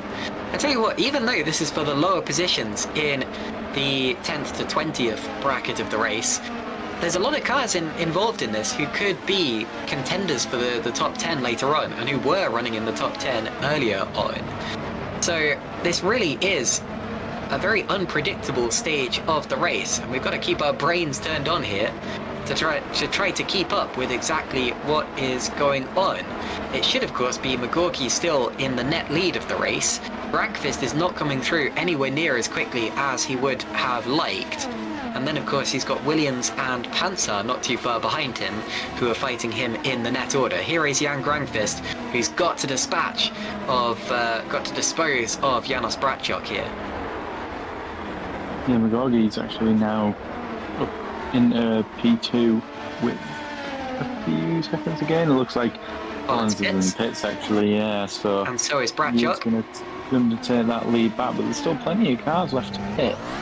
So that fight we were seeing for the mid sort of teens is actually probably going to shake out to, I'd imagine, about P7, P8 overall. To Braciuk, I think he can go to the end from here. It's about that time in the race where we'll start to see people going for things like that. Because if you can do 22 laps on the medium tyres, then you can absolutely do 31 on the hards with a lightning car. So Magorgi leads now by 3 seconds over Poom, who is yet to stop. Jan Granqvist is third and has to pass Poom on the circuit. And I tell you what, I don't think this has worked out too well for Granqvist. because he is losing time despite, despite, I thought, being on different tyres to Magorgi. But no, you look now, he is actually on hard tyres, so he must have been on hards after his stop, even though it was showing us softs. Yeah, there you go, it's updated itself now. Oh, and wide. And Poom basically lets him through there by running wide. So our apologies if we confused you when it comes to the strategy. That was the game just not updating itself. Grankvist is on hard tyres just as Magorgi is, and that does explain why he was struggling to come through the pack as quickly as we would have expected. Now Ryan, I think that's a bit of a sigh of relief there for everyone cheering on Jan Grankvist, because now why is it saying they haven't stopped? Because they very clearly have. Into the pits comes Hygo Poom. That means that Grankvist has actually gained time on Magorgi rather than lost time, and I think that is a much better situation than we thought it was a couple of seconds ago. Yes, he has gained circa a second there. And it's like I said last week, where Magorgi did seem to drop a little bit after the first and then second pit stop, so we'll keep an eye on that one. But yeah, the Grankvist fans will be happy as he can now just keep his head down, try putting in some solid laps now and really get the chase on. You see Fournier in P9 as it is now, obviously still yet to hit, I believe, but he's really fending off Elliott there, holding him up and hopefully bringing Polenz back into the fight. Just seen that Istvan Xingel has been disqualified from the race. So that would have been, I believe, an automatic black flag from the race. Whether that came from entering a restricted area, maybe, like going somewhere he wasn't supposed to, because that tends to be the form of disqualification I see most often, or whether it was taking too many track limits excursions, I'm not sure, but slightly bizarre to see a driver disqualified mid-race. Of course, there's always the possibility that that was added by a live race steward, but until we know anything further about that, I'm afraid we won't be able to tell you. But 27 cars still remain in this race. It has actually been a rather clean one, despite the large crashes we've seen from Dylan Fisher and Alessandro Maggio. And here comes a move now. Mark Schluter on Jeffrey Fournier. Fournier yet to stop, I think, isn't he? He's been going a very long time on those medium tyres. And Schluter goes through to P9. So as I was saying before, Magorgi leads by 4 seconds from Grankvist, who is in fact on those hard tyres. Martin gets through on Shepherd. Williams is third, Pansar fourth, Martin now fifth, Shepherd sixth, yet to stop. Gobby is seventh, and Liam Duval eighth, I believe, also yet to stop. Mark Schluter is P9, Jeffrey Fournier P10, yet to stop. Pascal Polenz has lost out a bit in all of this. I think he's lost some valuable positions in the pit stages. Tomasz Vok is P12, then Tom Stevens not able to come through as he would have liked, and he's been rather caught out in the traffic, as has Adam Maguire. And then Jakob Hekalalu 15th in what would be the final points paying position as it stands. Into the hairpin they go once again. Istvan Xingel has now been undisqualified from the race. He's now showing as being in the pits. And if he resumes, as Gobby goes past Chris Shepherd, if he resumes in the race, I'm afraid he will be a long way from the points, probably still unlikely to finish this race, but we will have to see what happens with that one. Down the back straight we go. This is an opportunity for some overtakes. We've got Mark Schluter. Actually, Liam Duval is going for a move on Chris Shepherd here, despite being on an alternate strategy. All very close with the two Edge Esports cars through 130R, and Shepherd gives way to his teammate Mark Schluter, almost holding up Jeffrey Fournier in that one as well. Through the final corner they go. This is going to allow Pascal Polenz to make up a place or two potentially. Right over to the inside line in defence goes Liam Duval, still fighting with Mark Schluter. I am right that Liam Duval's yet to make a stop, aren't I? Because he's fighting as if he's right in the mix. Yeah, I think he's still yet to stop, but he's definitely scrapping. I think it was Fournier as well making the move on Shepherd. Shepherd getting well out of the way of his teammate there. Unless have we missed a Duval pit stop? He looks I don't quick. think so. He does look quick. I can check on RaceView to see if anything has changed.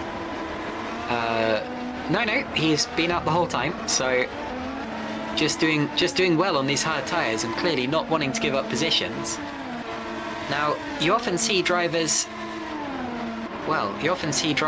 pushing hard, having not made their pit stops, but the fact he's going so defensive down into turn 1 is quite interesting. You'd think he'd be losing more time through that one, because Schluter will be a faster car. Maybe he thinks they're racing for position in the net order as well, or maybe he's just not sure how this race is going to pay out, and he wants to fight for every position that he can. Maybe he's just enjoying it. I mean, he's missed the first 2 races of the season, so he's not really a championship contender at this point in time. Just have fun out there, I guess. Fabrizio Gobbi is dropping.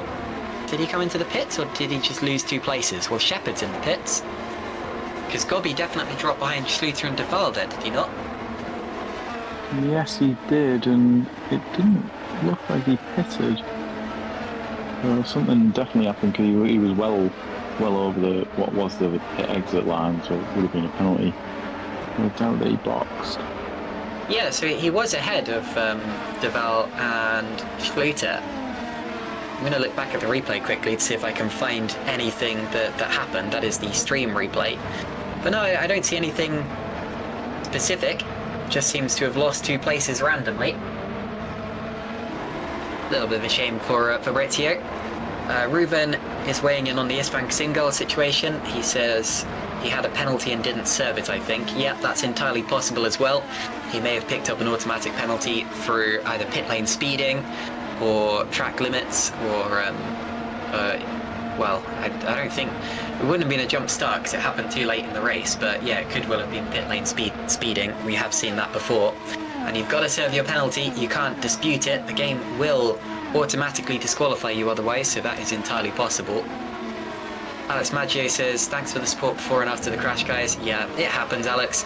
Everyone has had crashes like that. I remember Yannick Bock a couple of years ago had a big crash coming out of this final corner here at Suzuka, and of course Yannick Bock is one of the best drivers Super League has seen, so there's no shame in having an accident once in a while.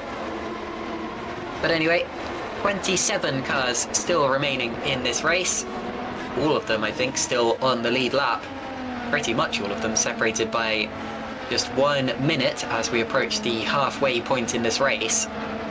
It has still been a very clean one. I know I'm saying that way too much, and I'm not trying to tempt fate or anything.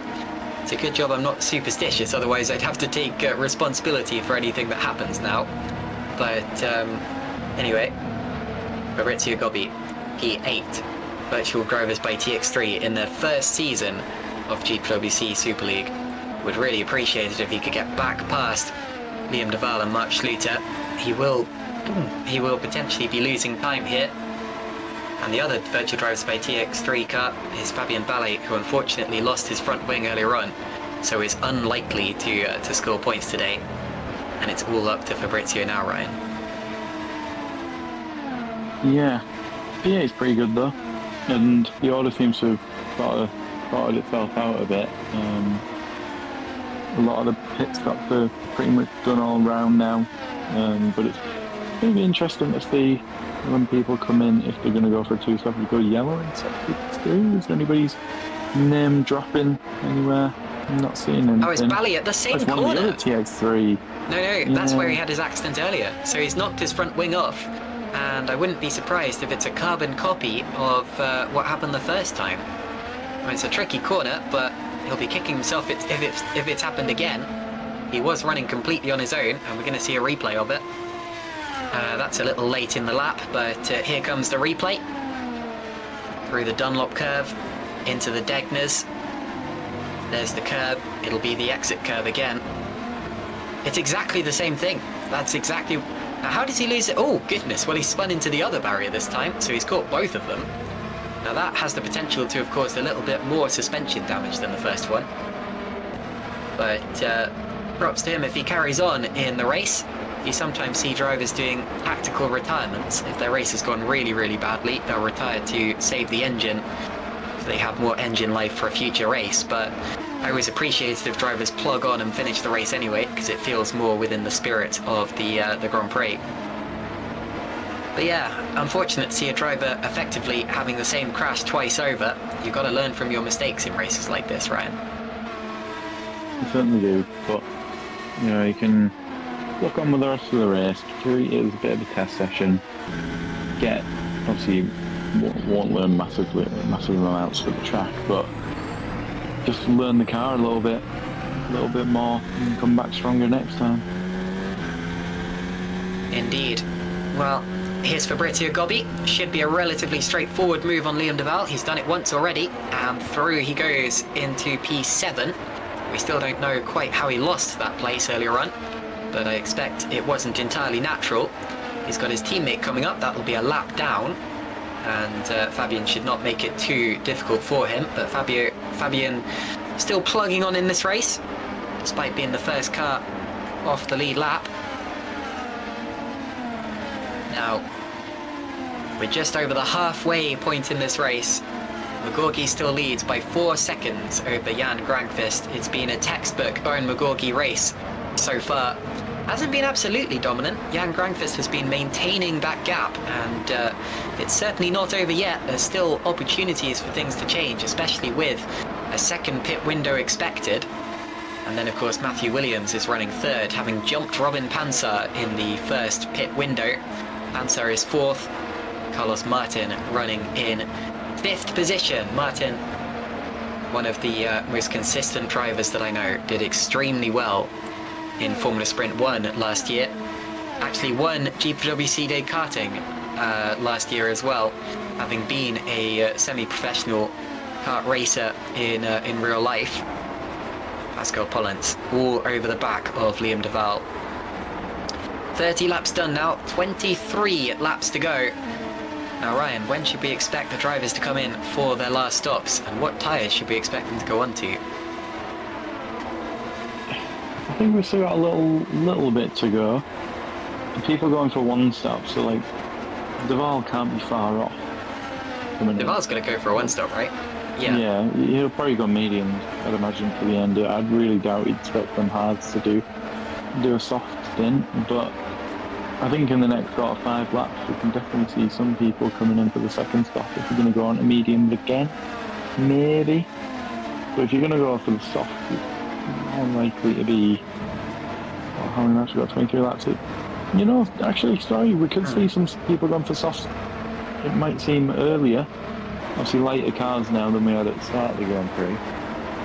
Well, you say that about drivers not really wanting to extend and go on to softs, but isn't that exactly how Jan Grankvist won the Saudi Arabian Grand Prix? Yeah, it is possible, and that definitely woke us all up a little bit. The THR guys weren't expecting that, and it did work, but let's not forget he was getting caught hand over fist right at the end. If it was one more lap, he probably wouldn't have won the race, so it's definitely a high-risk strategy. But I do think here it could be quite possible. People looking comfortable on these tyres. I think a lot of people could definitely stand. Now, one driver I'd like you to look out for is Carlos Martin here, because he is a strategic mastermind. All the way through the Super Lights race the other day, he was keeping me updated on the expected strategies and what he would do in these situations. As you see a move going on, that's Pascal Pollens on Liam Duval. Around the outside, he has more grip, and there's a lot of grip on the exit there, so he does make the move stick. Still a very good move. I know he had the advantage in that one, but going around the outside always takes bravery. But yes, as for Carlos Martin, he was telling me that the undercut is worth about 2 seconds, so expect him to be going for that. And McGorgy's out! McGorgy has just shown up as a DNF! Now what has happened to our race leader? Goodness me! Now, Owen McGorgy very rarely makes mistakes. He's completely invisible. Is that a disconnection from the TOP esports car? Well, we're going to see a replay of it. Here we go. It's in the Degners. Has he crashed? Out of the Degners, up towards the hairpin. Surely it's a disconnection. Right, there he goes. He's disappeared. Goodness me. Oh, my word. And Owen McGorgy, who won the Australian Grand Prix, who brought TOP Esports their first victory on their first time of asking, has completely disappeared from the server and from the race. And through no fault of his own, he will not finish the Japanese Grand Prix that he would so likely have won. And that of course means that Jan Grankvist is in the lead of the race. Matthew Williams second, Robin Panzer third. And what an absolutely gutting disaster for the TOP esports driver who was second in the championship and will lose that if it stays the way it is. Oh, and who's that inside? Pascal Mullins. Now what happened there? And it's a... Two or three involved. I have no idea what just happened there. I looked down at just the wrong moment. Now I'm gonna take a look at that on replay. Let's have a look, because that is a bizarre accident.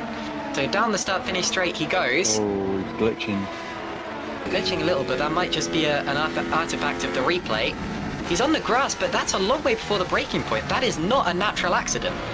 That looks a lot like the kind of crash someone has when they have a pop-up on their screen, or just something like that. But whatever the case, Pascal Pollins is well and truly out of the race. He's buried his car in the wall. Here's Stein Hangraf. Looks to be making a move on George Zalagianis potentially. Oh, goes over the grass, has a spin. Big spin for the Green Stripes car. And I think that was Zapala actually, Jumani Zapala, that he was attempting to overtake. Vincent Gutt says looked weird like freezes. Reuven said had a little lag or something. Yeah, potentially. We did see a couple of little glitches. Could have just been distracted. Well, I guess we won't know unless he lets us know exactly what happened there. But what a shame for two drivers who would have been very competitive in this race. Of course, McGorky would likely have won it. And Pascal Pollins was inside the top 10. And both of those drivers will go no further. Tomasz Vok now into the pits, Liam Duval into the pits. Vok for the second time, Duval for the first time. And the only time, providing things go well from him from here. And onto those medium tyres go both of them actually, and I'd say no surprise there, Ryan. Yeah, obviously these, well, Duval, to be expected. Vlach as well was one of the early pitters, wasn't he? So it's probably expected that he wouldn't have been able to extend onto the softs. But let's see what he can do. 20 laps to go. Indeed. So 20 laps still to go in this race. We have Grankvist still leading, this time by 5 seconds over Matthew Williams. It is still not over yet, but it is very much advantage Grankvist in these mid to latter stages. Of course, that does give Panzer his podium back, having dropped behind Matthew Williams earlier on, but now having got ahead of the desperately unlucky Owen McGorgy. I tell you what, there is no worse feeling than when you're driving along and suddenly everyone disappears and you see that dreaded message in chat. Server disconnected or lost connection to server. It's happened to all of us a couple of times, and it's and Owen says that was my last race in GPVWC for the while. He's just said that in the YouTube chat. Owen, was that a pre-planned thing, or have you just decided that? Because that would have big championship implications. Could be a PC failure. Well, it could be, but I'd like further clarification from Owen on that one. I wasn't aware that you were planning to take a break, Owen. Well, first of all, commiserations as well. He says motivation went before Jeddah.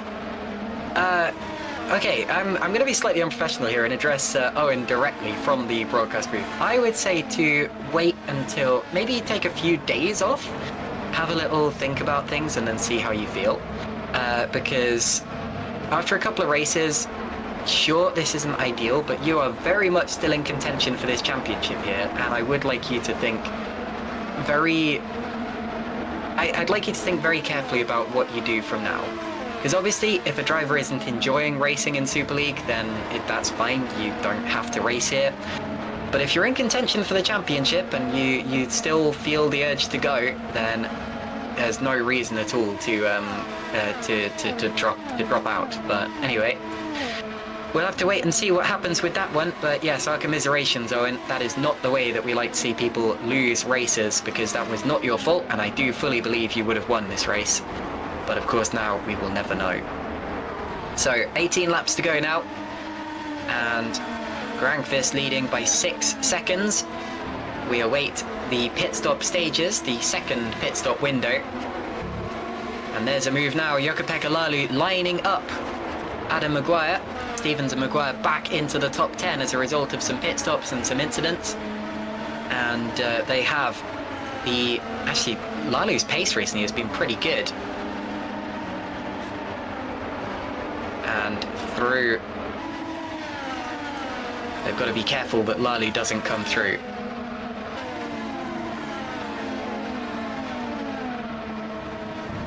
Jack Mayer there, P11. Doing pretty well on his return to Super League. Yeah, very impressive from Jack. I made a big deal earlier about how... Sorry, yeah, I made a big deal earlier about how Liam Duval is returning after 2 years away, but Mayer's last Super League race was also in 2022 at about the same time, Ryan. Really? I thought he'd done an emergency last year, but that's very interesting. Yeah, indeed, according to the stats anyway, last race was in 2022. Of course, drove his first race back in 2015 and then had a few years off where he did some of the lower categories. Of course, this year he is a championship contender in Super Lights. Okay, sorry, I'm just getting a little distracted by stuff going on in the YouTube chat, but we do still have a race on. Both of the THR cars leading a train of cars back to about 10th, 11th position. And they're going to swap places here, just as we saw them do a couple of times in Jeddah. Adam Maguire going ahead of Tom Stevens to see if Stevens can hold up the chasing pack any better, or if Maguire can get away, maybe catch up to Fabrizio Gobbi, who's about 3.5 seconds up the road. Thomas Voch now with the fastest lap of anyone. Remember, you have to get into the top 15 to score an extra point for fastest lap, but I expect Voch will be put up into the top 15 by the end of this race.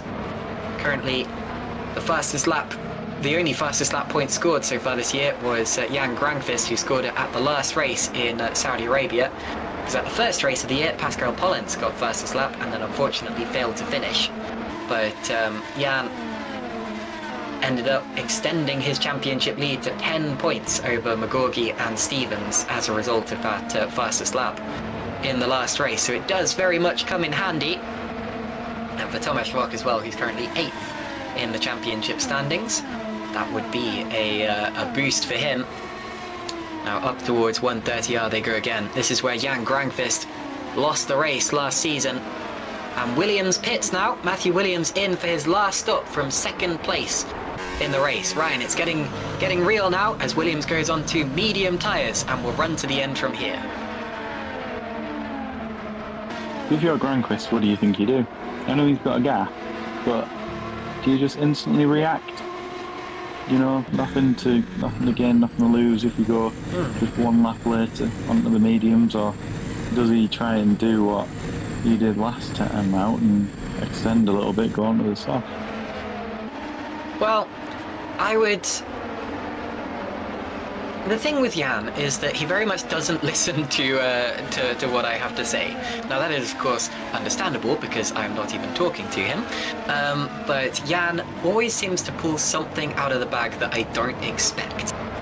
One thing I've always noticed from Jan, no matter what race it is, whether it's last year or this year, he is always incredibly fast on soft tyres. He is probably the fastest driver on soft tyres. And of course, at the last race, he used that to full advantage and went onto the softs and ended up winning the race as a result of that. He absolutely can do that again today, but you also have to remember, and you were right to bring this up, Ryan, that he did make a couple of mistakes towards the end of the last race, and he did begin to drop back. That's always a risk. Now, he has an 8-second buffer over Robin Panzer. He had a 5-second buffer over Williams before his stop. Williams might well drop back a bit further, because look, he's held up in traffic now. He's got to get past Janos Bracciok, which he attempts to do into the Casio Triangle, goes up the inside and gets through, very importantly. So Granqvist has that buffer, and it might be better to go safe and go onto those medium tyres. But I tell you what, at this point in the race, we've got 15 laps to go. People went further than this on softs in the early stages. I fully expect him to go onto softs towards the end. That's what I'm going to say. I'm going to say he's going softs. So do I now. It was either he went exactly a lap, like the lap after Williams did and went onto the mediums, or extended and went soft. And he'll probably do that. He's comfortable. He's running in his own race essentially now. And yeah, it's all in his hands to do back to back. You know, last time it was his first ever Super League win, and he's on for doing 2 in a row. Indeed. Reuven Machete says, I got information about the Pollens crash. His monitor turned black for some seconds, which is exactly what I expected might have happened, as Williams now goes past Jack Mayer. Relatively straightforward, due to them being on different strategies. No disrespect to Mayer. And to be honest, he probably did himself a favour by not putting up too much of a fight there. But yes, as Kaikiri says, that does explain why he veered to the left and then whooshed to the right. I like the word whooshed in that context. And to be honest, I'm just glad that there was no one else going through turn 1 at the time, because that's always the situation you dread when you see a car darting across the inside of a corner. I've seen cars get absolutely demolished as a result of that one in the past. And it's like if a driver blacked out at high speed in real life. Very dangerous situation. Williams now going for a move on Matthias Moos down the straight, up the inside, goes through. He's siding past these cars as quickly as he needs to. Although he was rather unlucky to have come out in this train in the first place, because these cars are all fighting amongst themselves, won't want to give up too much time. And of course they will all be holding him up somewhat, with Grankvist still having all of his clean air and potentially the opportunity to go onto soft tyres towards the end. It is very much advantage Grankvist, but then again it already was, so Williams kind of had to do something differently. I think Williams' race now is between himself and Robin Panzer over that second position, because we've seen how quick Panzer is. Matthew Williams to the inside of Jukka-Pekka Lali, goes through, had a little twitch on the entry to the corner, but managed to gather it up, goes through, and now will set after the THR duo of Maguire and Stevens. So now, of course, the question, Ryan, is how many of these drivers will attempt to go to the end on the tyres they're on? Of course, we know that Williams will, but it's about this stage in the race where we have cars where we start to imagine, you know, how long can they actually go, and then they just don't come in. So THR, maybe it would be a long shot. No, I don't think so. I'm almost a little bit lost with who's on what tyre right now. Who perfectly understand. Stoppers. Well, Liam Duval is definitely a one-stopper. Yeah, Liam Duval is definitely one. Williams goes past Tom Stevens. There's a brief yellow flag there. Hopefully everything is okay. But Williams has gone past Tom Stevens. I'm afraid we've lost Germano Zappala from this race since last time I looked, although I think that happened a little while ago, judging by the timing sheet. So 24 cars remaining in this race, still better than some of the last few races that we've seen. Through the Degners we go. Second Degner. 13 laps remaining in this race now. It was about this stage last year that the race started to get extremely exciting, with Grankvist catching and catching. Tomasz Vok catching the leaders. Tom Stevens was involved. Here is Matthew Williams on Adam Maguire. Goes through in exactly the same place that he passed Jack Mayer just a lap or two ago. Goes through into what is currently 5th position, but we're expecting cars ahead of him to stop.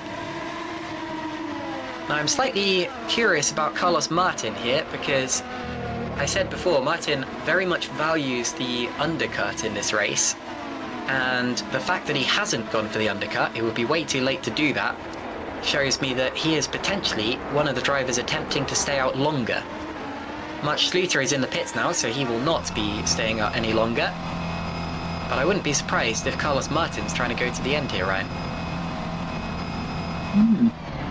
You could quite possibly do it. I think he'd be brave, but I'm not sure. I mean, like you say, he favours the undercut. Look at Williams, he's going for a massive undercut. He had to, didn't he? He had to try and go for a massive undercut on Granquist. But these lot are staying out longer than I expected. I'm just so curious if they were going to go off the soft. I feel like they would have already done it. Through the S's they go. Just 12 laps remaining in this race. When will Grankvist pit? Will Grankvist pit? Of course, there's always the opportunity, because of course you only have to make a stop if you've only used one compound of rubber. And then of course, if you have changed your tyres already and you see the opportunity to go to the end, you can always change your strategy and run the cars to the very end. Here's Mark Schluter having just stopped. He will be all push from here on out. Goes to the outside of Thomas Schwok. He'll cut back on the exit of Spoon, but covers off the inside line. This should be relatively easy for Schluter. Again, with no disrespect at all to Thomas Schwok. Down the straight they go. Schluter sweeps through, does he? He'll have to hold it out around the outside of 130R. Does make it work. That reminds me a lot of last year when Grankvist tried to do that and spun. It was on Thomas Schwok as well, but Schluter has managed to keep control this time. Across the start-finish line they go once again. 11 laps to go. 12 if you include the very last lap, I suppose, or if you include the lap that they're on now. Schluter up to P13. That's a little lower than where he would have liked to be, but still some opportunity to gain places in these late stages. You have to remember, 5th place back to about 11th are pretty much nose to tail, as you can see. And then of course it's not too far back to Moritz Kropp or Max Schluter either. So Schluter could very much be involved in this battle in due time. And look how close this fight is. I tell you what, a Grand Prix is it's a pretty long amount of time to be racing like this. These drivers are all very used to it, but these races aren't exactly short. So to see a chain of about 8 cars nose to tail towards the end of a Grand Prix distance it's always an impressive sight, Ryan, and we tend to get it more often than not in GPWC. I love seeing trains like this. In real life you think it's the worst thing in the world because no one can overtake, but with this car we can actually get some good racing as May gets a little bit of a slide out the last corner, loses a little bit to the guys in front. But yeah, this train, it's not just a boring DRS train where everyone has to sit in. We will see overtakes, that's for sure. And Schluter there setting the fastest lap of the race as well. Yeah, he gets so close to the back in Matthias Muss in front of him. But yeah, he's taking about a second now at the guys in front, so he's on a real charge. We've got yellow in sector 1, that is Gobby? Gobby just lost a place. Gobby's lost maybe 2 seconds. Oh, he's run wide. Thomas Schwok is off too. So Thomas Schwok has dropped out of the points. So Schute's just lost a place. What's happened? I think all 3 of those things were unrelated. Well, we're going to see a replay. And Wok was fighting with Gobby, so there's probably been contact here. Into turn 1. Yeah, they rub wheels, and that's the danger, of course. You like to get as close to your opponents as you can through the first corner. Why did Wok reverse? Now that's really strange. He was pointing directly at the circuit and then put his car into reverse. That's very strange. Anyway, he's off. May have got lost in the downshift a little bit. Potentially, yeah. Just maybe switched down, thought I'm going into first, and then the car shot off backwards. I've seen it done before. Who was it? I think, was it Williams last year who had a big spin as he was going down through the S's because he suddenly just jammed the car into reverse from about 6th gear. That was a strange one, but luckily no such problem today. Oh! Someone's off? No, that's a lapped car. That's Fabian. Yeah. Rather startled us there, but yes, that is a car who's a lap down. And with only 9 laps to go in this race, we have to start to assume that everyone who is yet to make their final stop is simply not going to, because otherwise they would have already done it. So Grankvist is potentially trying to extend this to a 1-stopper, probably is at this point, as Ansar, Martin. No, Williams has stopped, hasn't he? So Williams is the top 2-stopper. And he's got about 10 seconds to gain to Carlos Martin. That's difficult to do in these late stages. I wonder whether the 1-stopper is actually the surprise best package here today. Well, they were on hards, weren't they, those guys? Yeah, now I said at the time when they came into the stop, are they going to try to go to the end? Because I wasn't expecting to see the hard tyre, so that was the only thing that I could really think of. But even then we were tentative to say that because we were told quite reliably by various drivers and pundits that, unofficial pundits, that a two-stop strategy would be the one to go for. But the top three here, who have 10 seconds over the fourth place car, are all on a one-stop strategy and are making it work. I always. Oh, who's that? Who's that gone off? Stevens is in the wall, and he's in the wall hard. There's a tyre who's gone over the barrier. And away. So I'm afraid Tom Stevens, who was third in the championship coming into this round, is out of the Grand Prix in a big, big way. It's very unusual to see Tom Stevens have a crash. I don't remember the last time this happened, at least not on his own. Here he is in the S's, or in the chicane rather. Whoa, it's a lag spike. Oh no. No fault of Tom Stevens whatsoever. Now you saw him glitching about a little before that happened. And that is a lag spike, and he jumped back into Mark Schluter's car, so hopefully Schluter is okay. Seemed to keep his front wing and all that. But yes, unfortunately, both the second and third place drivers in the championship are out of the race. So that means advantage Carlos Martin now. Martin, of course, came into this round fourth in the standings. He is running third in the race. Jan Grankvist, of course, will gain a massive championship lead for just the third race of the season. I did not expect this from the first round of the championship when Magorgi looked to be the top driver. And of course, fifth in the championship is Adam Maguire, but he has not had the race that he would have liked. Wait, what though? Up into fifth place, so not too bad, although I think he was let down by his qualifying performance. He kept his nose clean, that's what's important. Just on this race, you'd have to say, could he have challenged for a podium maybe with a better qualifying performance? I guess it depends where he would be. Definitely could have done, but I'll tell you what, I feel like I haven't mentioned him a lot, but Schluter up to 10th. Sorry, Schluter passes Bradshaw for 10th. Carry on, Ryan. Carlos Martin's doing the business quietly, isn't he? Absolutely, and I was right when I said I thought he was going for a one-stop, because I would have thought Martin would go for an undercut, otherwise rather. And of course, with Magorgi out, he is TOP Esports' last hope. And I very much hope that Magorgi does continue to race in the Super League if he decides to do so. But of course, if not, TOP Esports are going to have to scramble for another driver to carry on their championship challenge. Of course, TOP, despite being a new team, is very much in that scrap. They're only 4 points behind Super Venturi coming into this round. They'll be a little further behind after this though, with Grankvist P1 and Lalu P6, if that is where they're going to finish. I'm sure they'll be getting just as many phone calls as Toto Wolff probably has been recently. Up towards 130 they go again. Schluter continuing to make positions. I told you he'd be in this scrap. They'll be picking them off one by one by one. And with 6 laps remaining, how many of these positions can he gain? At the rate he's going, who knows?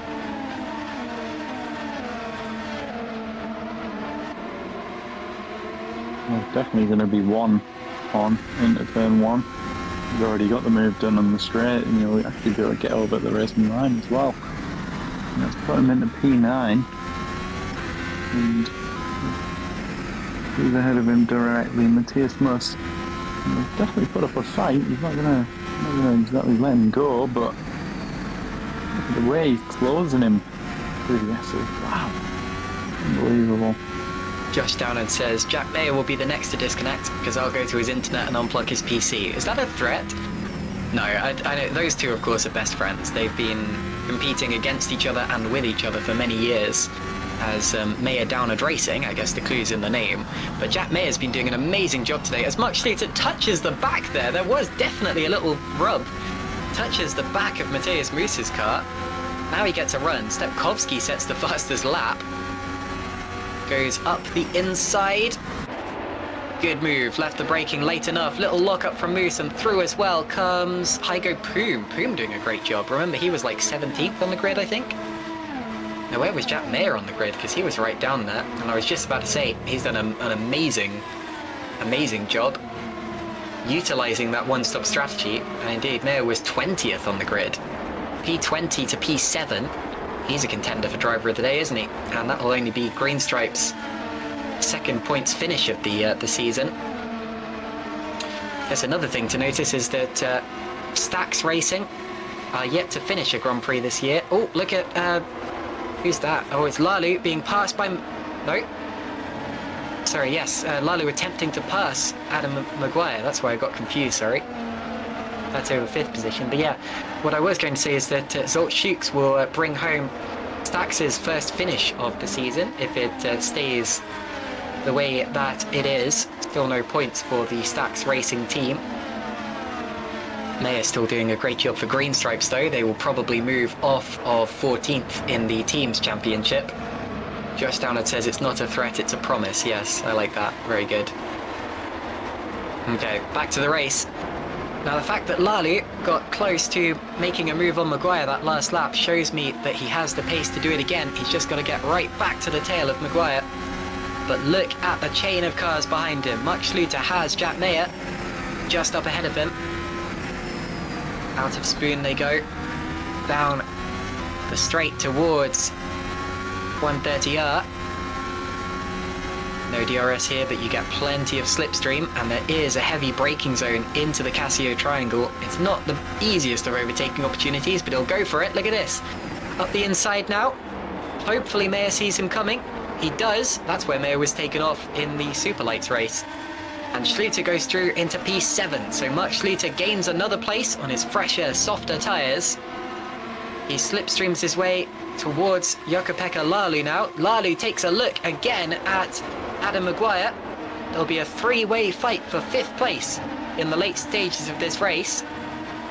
And at the current pace they're going, Mark Schluter could potentially be the favourite from this one. And I have to say he will be very upbeat, I'm sure, about this particular result. Like I said earlier, he was not impressed by his qualifying performance at the first 2 rounds of the championship. He retired from both of those races after being stuck in the mid-pack, but a top 5 finish would be just what the doctor ordered, Ryan. Yeah, it'd be very good, wouldn't it? I'm sure we'd all have a top 5 finish in Super League, and you know, there's 25 or 30 people on the grid who all want that, but yeah, Lally was doing very well, very impressive. There's a few people this race that have really impressed me.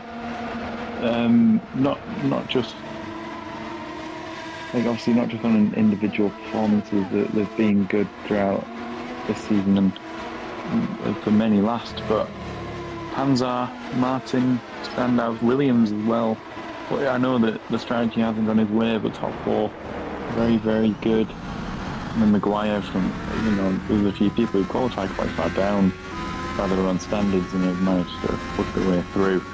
And let's see what Schleiter does this time round. It looks like he hasn't quite got the legs in the straight. And Lally to the outside, yeah, and he sweeps through and they lock wheels. Do they make it through the corner? Well, Lally's wide. Look at Schluter coming through. Lally's lost plenty of places.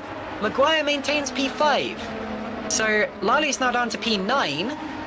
Maguire manages to keep it on the road, but they definitely locked wheels there.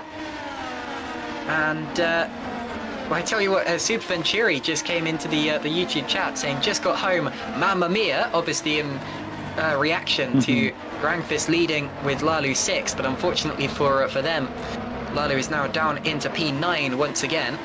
I'm sure that will be forgotten if Jan Grangfist does manage to win this race by 10 seconds. But yes, Mark Schluter now has an even better opportunity than before to get up into that top 5. Ed Hunter says it was a bit risky for Lalu to stay around the outside of Maguire. Yeah, it was risky, but it's the kind of thing you got to go for in these late stages. Oh, I'm afraid Stepkovski's out of the race now. I just saw a yellow flag and I saw Stepkovski coming up as DNF. So unfortunately, Ryan, I am not sure that you're going to be getting any points from this one. No, not a good day in the office for my lads. But... Look at Schluter. Oh, well, he took a look at Maguire. A little look. Runs over the curb on the inside. 2 laps to go now for this fight for P5. And surely it's going to go the way of Mark Schluter. He's got the DRS open, goes to the inside of Adam Maguire, slides through on the straight, and there's nothing that Adam can do about that one. And Gobby's out. Oh no! Fabrizio Gobby was P14, was going to collect 2 points for the new TX3 squad, and also retires in the late stages. We're going to see a replay of Fabrizio Gobby. We did go yellow in Sector 3, didn't we? Yes, now this means, of course, that TX3 will not be scoring any points today because Fabian Bally's had his own incidents. And around he goes. We've seen some big accidents today. And 130R is a popular place for it all to go very wrong. It's quite an easy flat-out corner, but if something goes wrong through there, it goes very wrong indeed. I think he clipped the curve on the inside. I think that's what unsettled him. Yep. So after quite a clean start to the race, we've seen individual crash after individual crash over the course of the day. At least the first lap was pretty good. Means we've got 20 cars still running, if you include Fabian Bally, who's behind a couple of the DNFs. Just one more lap to go after this one. Tell you what, Martin's getting close to Pansar now. I wonder if Pansar's tyres are going off a bit in the late stages. Here's Jack Mayer. Oh, all over the back of Adam Maguire. Maguire's dropping off a bit. Does he have damage from the contact with Lalu, maybe? This is tense. DRS open as they head onto the start-finish straight once again. These guys have got 2 more laps to go. To the outside goes Mayer. Lets him go. Maguire maintains P6. Schluter is getting away now on those fresher tyres. Yellow flags out once again. Come on, guys. You've only got 1 lap after this one. Please make it to the end. And here is that fight for second now. Carlos Martin within half a second of Robin Pansar. We haven't seen these two drivers in such a long time, but they are... And Maguire's dropping places. Maguire just dropped 3 places. As well. Krop. Oh yeah, Moritz Krop is out of the race, I'm afraid. He was running 13th. Now what happened to Adam Maguire? Because he was 9th. Sorry, he is 9th now. He was higher up. He was 6th. So May is 6th now. Poom is 7th. Both of those drivers have gained many places from their starting position. Lalu P8. He's up a few places. Maguire P9. What an unpredictable race. Final lap now. Should be straightforward for Grangfist. But of course, we have to watch what's happening further back. This is for second position on the last lap of the race. Martin to the inside of Robin Pansar goes through on the straight. And through to second he goes. The driver I described as a strategic genius earlier on has proven that he's pretty darn good at racecraft as well. He's timed that to perfection, and he will go to second in the championship in this one as well. Could this end up be Grangfist versus Martin over the course of the year? Still plenty of time to go, of course. Lalu now on Poom. Lalu to the outside, goes through. This is where he made contact with Maguire. That one much cleaner, good move. Talking of Maguire, he's under pressure from Moose. The fight for... Well, the fight for pretty much 6th down to 11th has been frenetic for the last 20 laps of the race. And the final lap is proving no different whatsoever. But here is Jan Grangfist now leading by 13 seconds as a result of the fight going on behind him. It's not the most straightforward of races. He looked to be number 2 to Magorki for most of it, but then unfortunately Magorki DNF'd through no fault of his own. But Grangfist has done all that he needed to. He's driven a fairly spotless race. And out of the final corner he comes. The driver who won his first race 2 weeks ago has won again. Jan Grangfist wins in Suzuka, just like he so nearly did a year ago. Carlos Martin is going to claim second place on the last lap of the race. Great drive from Carlos Martin. Matthew Williams no, that's a lapped car, but Matthew Williams holds on to third. Robin Pansar is 4th. Mark Schluter will be 5th. Good race for Mark. Oh, there's still a fight going on further back. Looks as if Mayer will be 6th. Lalu 7th, Hygo Poom. And then Maguire and Moose. Oh, close. Maguire not quite able to gain another place as they cross the line, but he was so close to the back of Poom. So Maguire 9th, Moose 10th, then Bratchuk, Duval on his return. Pushkay, Shepherd and Fournier. And here is Geoffrey Fournier, who will claim the final points-paying position. And then missing out on points will be Wach, Handgraf, Salagianis, Krop and Ballet, with Krop retiring super late on. So that's the race. Remember to stick around. We've got interviews coming up. We've got debriefs. But Ryan, okay, it may not have been the best of races for the lead once McGorgy DNF'd. There you see the results again. But what a race we ended up having for second, third, pretty much all of the top 10 positions. I'm actually going to say my driver of the day is Jack Mayer from that one. Having come back after 2 years of GPWC Super League, qualified P20 and then worked his way up to 6th position in the Green Stripes car. I think that's a very valuable result, and I think he's done a great job today. Certainly is. It's very impressive. But, I mean,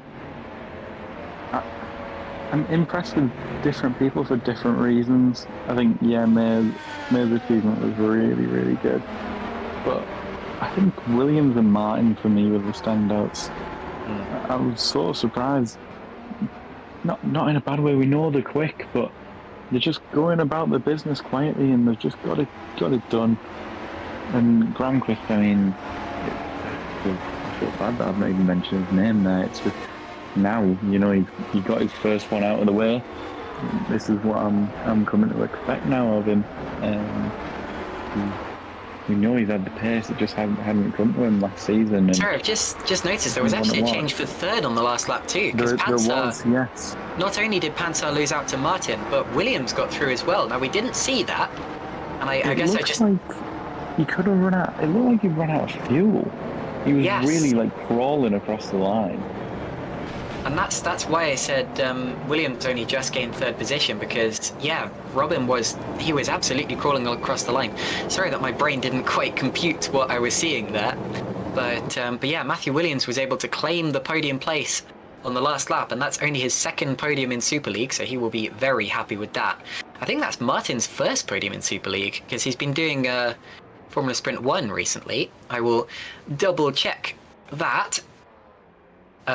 Yeah, so Martin's, this was only his 6th start in Super League, and already he's on the podium, so great job from Carlos Martin there.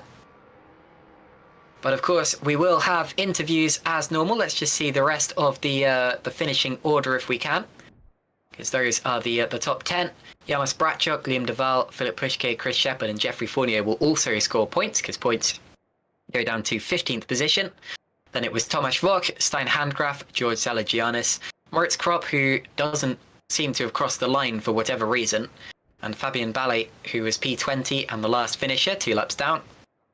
Fabrizio Gobbi retired. We saw his crash. There were a lot of crashes in this one. Zolk Shukes was out. Daniel Stepkowski, Tom Stevens, Germano Zapala, Pascal Pollins, Owen McGorgy, Alessandro Maggio and Dylan Fisher all failed to finish. We seem to be missing whoever was P28 there for whatever reason. Isvan Xingel was the other driver not on that list, but he also failed to finish this race. So unfortunately, a little bit of a race of attrition in the end, but even so, what a race we saw. And we're now going to go to interviews. But I believe you have to jump off, Ryan, so I do want to say very quickly, thank you very much for joining me today. You're always fantastic company, and I'm glad you could join us despite not being on site on your usual mode of computerage. Yes, been a weird one. A few technical glitches for me, which thankfully sorted themselves out after the start. But always a pleasure. Love doing this. Well done to everybody. Sorry that I can't make the interviews. My taxi services are required right now, picking up my girlfriend. But yeah, I will be back in 2 weeks' time. Cannot wait. Fair enough, fair enough. Well, thank you very much, Ryan, and see you later. Okay, so for the very first interview, we are of course going to bring in our Grand Prix winner, Jan Granqvist. Jan, how are you? Hello, not too bad to be honest, but at the same time, not really the way I wanted to win, but you know, it is what it is. But a win's a win, and I mean, you dominated that in the end. Okay, Owen retired, but even so, you must feel at least pleased with your own effort. How did it go from your point of view? Yeah, I mean, it was pretty much smooth sailing from start to finish. I didn't really see any action at all on track, other than maybe right after the pit stop that I'd done. And yeah, really, Owen was in his own world about 3 seconds ahead of me the whole time until he disconnected. And yeah, I mean, yeah, shame for Owen. And you know, at least I won Jeddah. I would have been so pissed off if this was going to be my first win. Indeed, indeed. But to be honest, it feels poetic that you wanted Suzuka, considering how close you got here last year. This is a good track for you, isn't it? Yeah, it's decent. I don't know, just something about Suzuka. I really like the way the track flows, and yeah, it seems to be working well in GPV for me. Now, Jan, this might come up as a bit of a surprise, but Owen came into the YouTube chat and basically immediately quit Super League. So we're not sure if he's going to turn up for any of the future races. What would you say to Owen if this was to be the case? Let's say I already kind of knew. Okay. So I don't know what I'd say to Owen. Man, I mean, I laughed at him. He also actually just came into the interview room before I got dragged in here, and it's all the same thing. So yeah. Shame though. You guys had a good rivalry going. Yeah, I know. It is a shame. I like battling with Owen. I was just talking earlier to Owen, and I asked him, have we ever crashed before? And apart from any like silly, like random races, we've never crashed. So yeah, nice. we've got a good history together with racing. But yeah, I don't know. A bit of a shame that we won't be racing in the future round. You know, one more. Yeah, I don't remember you guys having a collision. It's always good, respectful racing between the two of you. Yeah, definitely. Final question before we move on. Do you like the way we've got your car front and center on the interview screen today? Oh yeah, it's brilliant. Beautiful I love it, thing, especially because I designed it. Very nice, very nice. Well, thank you for speaking to us, and congratulations on back-to-back GPWC Super League Grand Prix wins. Thank you. Okay, so that was Jan Grankvist, championship leader and Grand Prix winner. We can, of course, move on to second position now. Carlos Martin. Carlos, hello. Hello. Now, Carlos, that is your first GPWC podium in just or first Super League podium in just your 6th Super League start. That's got to feel pretty sweet. No, not really. I mean, really, the disconnect from Owen takes it all. I mean, it would have been a great joy to finish 1 and 3, or I rather finish even 1 and 4. It never feels good to actually have a DNF by a disconnection, and Owen is my mate, and we are essentially one when we do everything, and it's hard to be happy with this situation. I'm just sad for my friend. Indeed, and you seem to be pretty annoyed about that one afterwards, but you'd have still been 3rd place even if you hadn't retired. So from a personal point of view, this has got to be one of your best performances, right? I didn't have a podium in a major league since 2014 FSR World Championship. Exactly. It was almost 10 years ago, almost. And it was from back of the grid, but I don't care about my individual. I care about the team. I care about him. I care about the other people who actually put effort. And this round, we had good pace because Sandeep had a great idea with the setup, and we pumped up 2/10 in pace, and these 2/10 were massive. And so I have nothing to thank to Sandeep and to the whole team that is behind. And to Owen for being such a chat and being to guide us in terms of race pace and everything. Indeed. What I was going to say next is when I was watching the Super Lights race the other day, I was really appreciating your strategic insights, and you really seemed to call the race when it came to the strategy of it. At what point did you realise that a one-stop going onto hards relatively early was going to be the ideal strategy here? We knew straight away. We did a test of 2 stops and a test of 1 stop, and it was pretty much same pace. Even some of our drivers were faster with 1 stop, some others were a bit faster with the 2 stops, and with the factor of the traffic, you actually know that you cannot go for 2 stops. It was this case in FS1 last year. That's why Pascal and I, we went so long. At one point, I decided to pit. I thought I could be even faster by overtaking, and it paid the price because the key of my own race was to be able to go behind, and I was just lucky to launch right ahead of him into turn 1. I've been a bit lucky today also with Robin running out of fuel at the end. I think mattered a bit. But yeah, regardless, I think we need to keep these strong performances. It's not an easy year. It's very competitive. You can see with the THRs today struggling, THR Nocturne, but the previous race they were untouchable almost, besides Jan.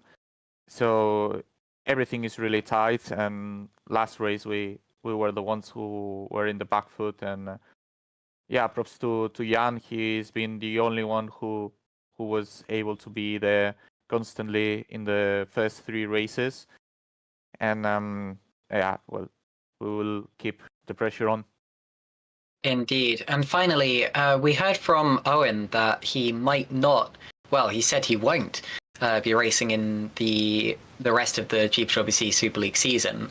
Can you add anything to that? And if that is in fact true, do you know who might be taking your second seat? This is first news to me, but I don't know. We probably need to speak it and see what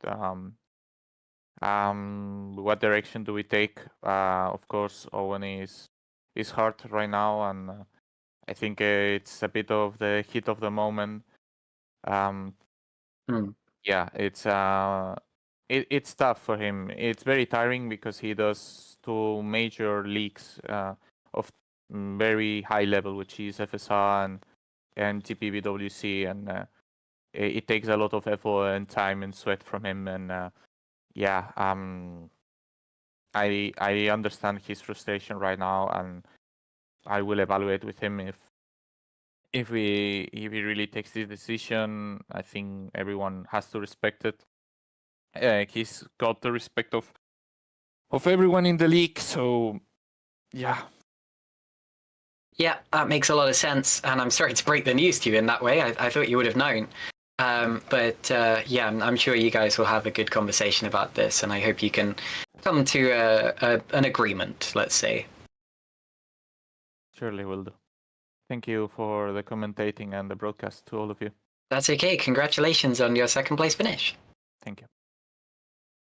Okie dokie. So we can't speak to Matthew Williams. He doesn't tend to come into the broadcast room for an interview, but we can speak to my driver of the day, Jack Mayer. How are you?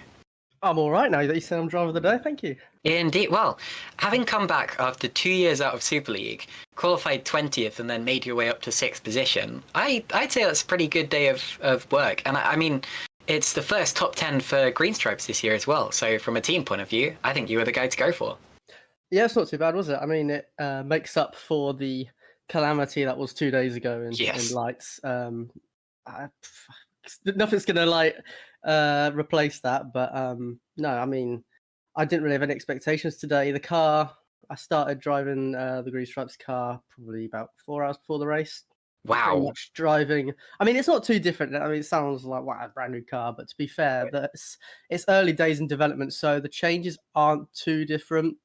And it was just trying to adapt the setup that I had in lights to what we had in Super League, just making the car feel a bit better. It was a bit looser than Tuesday, so I wasn't able to get as much out as I could have 2 days ago. But to be fair, like I say, there was no expectations except probably to qualify higher than 20th, and I couldn't do that. So, but it doesn't matter where you start; it's where you finish. No, but you made up for it. I mean, like you said, it's where you finish. And with the strategy you managed to pull off as well, I know a lot of other drivers around you went for a similar thing, but it wasn't as straightforward as it may have seemed. At what point did you realize that this was going to be the strategy to go for? And did it work out exactly how you planned? Well, I mean, I finished 6th, so it must have gone similar to how I planned. And I would say it was never like we always knew the people starting on the softs in the top 15, it was going to be mixed between 1 stops and 2 stops. So those who were in clear air and like were qualifying well, they were probably going to have pace to still beat us on the 2 stop. But from like the practice and super lights, from what I'd heard from other drivers, the 1 stop was always going to be the more beneficial in this race. And it was just a matter of what tire to start on, really. And obviously, because I stuffed up qualifying, putting it in the barrier after my first run, I had free tire choice. It was a bit of a blessing. I thought we'll just go for the mediums because the pace in the first few laps would have been slower than the softs, and it's not about pushing the tyres as much. I couldn't push it any more than the softs, but it allowed me to not have the drop off that the softs did after about 5 laps. And I mean, besides that, even just lap 1 alone gained a lot of help for the rest of the race because I think I started 20th, and by the end of lap 1, I was into 16th. I think I made up 3 or 4 places just in the first sector. And without that, it could have been a difference between finishing 6th or even 11th. You never know. So, yeah, it helped. Yeah, that's understandable. Now, I know you're prioritizing super lights this year, and a good thing too, because you're a championship contender in that. But should we expect to see you back in Super League sometime soon? We'll have to see. I mean, I've got another 3 races I can do in it. I'll have to see what time I got, what tracks I feel like doing it, and yeah, who knows? Never say never. Fair enough. Well, good to speak to you, Jack, and congrats on a great race. Thank you. See you later. Okie dokie. Just quickly, I know we couldn't interview Matthew Williams today, but Ed Hunter has pointed out a very important thing, which is that was the first podium for Zortax, which is another one of the new-ish teams. Of course, Zortax came in for last season. And you're absolutely right there, Ed. Thank you very much for bringing that to my attention, because that is indeed their first podium, as well as Williams's first in a couple of years. Okie dokie, so those were the podium finishes plus my driver of the day, but we do tend to have time for one more. Oh, let's talk to Mark Schluter. Mark, do you hear us? Yeah, I hear. Good. Now, Mark, you've been a little disappointed this week. You've been messaging me saying that you weren't very happy with your qualifying performance. I tell you what, today you've rather made up for that. A strong qualifying followed by a good race. I think you proved your point, my man. Yeah, I didn't think that it would be this good today. We made some last minute setup changes. Normally you wouldn't do that on race day, but it worked out. And yeah, I mean, I bottled P5 in qualifying, and maybe I could have gotten a podium or even fight for the win today. But yeah, at least ended P5 and got some good points finally. Now, you went for a different strategy to everyone else we've interviewed. Of course, putting on those soft tyres towards the end and pushing. Of course, the trouble with that is that you then came across an absolute mass of cars that you had to pass one after another. How was that? And did your heart fall as you saw them? But I mean, you made it work. Yeah, I mean, I didn't. We just didn't think that the hearts were this consistent still at the end of the race. So we opted for 2-stop. Maybe with a bit more knowledge, we could have done the 1-stop as well if we would have known. But yeah, was quite fun chucking through the field in the end. Indeed. And that is, of course, your first top 5 finish of the year. Your first finish of the year. I hate to point that out, but it's true. Where are you going to go from this, and what track should we look out for you on? Well, let's see. Normally, I think it's China next. I'm normally not really a fan of this track, but yeah, we'll just have to see how it goes there. But yeah, everyone in the team has some new hope now after this race, so we hope we can continue this upwards trend. Indeed. Well, congratulations on your first top 5 finish of the season, and thank you for speaking to us. Thank you. Have a good night. Okie dokie, so that's all we've got time for in this particular broadcast. I would like to say again, thank you to Ryan Elliott, thank you to everyone we interviewed, and of course, thank you to Fabian Jungbluth. This was your first Super League broadcast, Fabian, of course, as the broadcast director, and he was responsible for bringing you the stream and the sights and the sounds and everything that you were watching over the course of today. And of course, thank you all for joining us and for being active in the YouTube chat, or even just lurking and watching along. We always appreciate that. We will be live in 2 weeks' time, same time, 7:30 UK, for the Chinese Grand Prix. But in the meantime, you can look out for the junior categories. We've got Super Lights, FS1, FS2, possibly even an academy race. I haven't checked the calendar for that, but I'm considering doing another academy race soon. So don't be surprised if you see me on that grid before long. But yes, that's all we've got time for tonight. So after all the thank yous, I'd like to say good night and see you next time.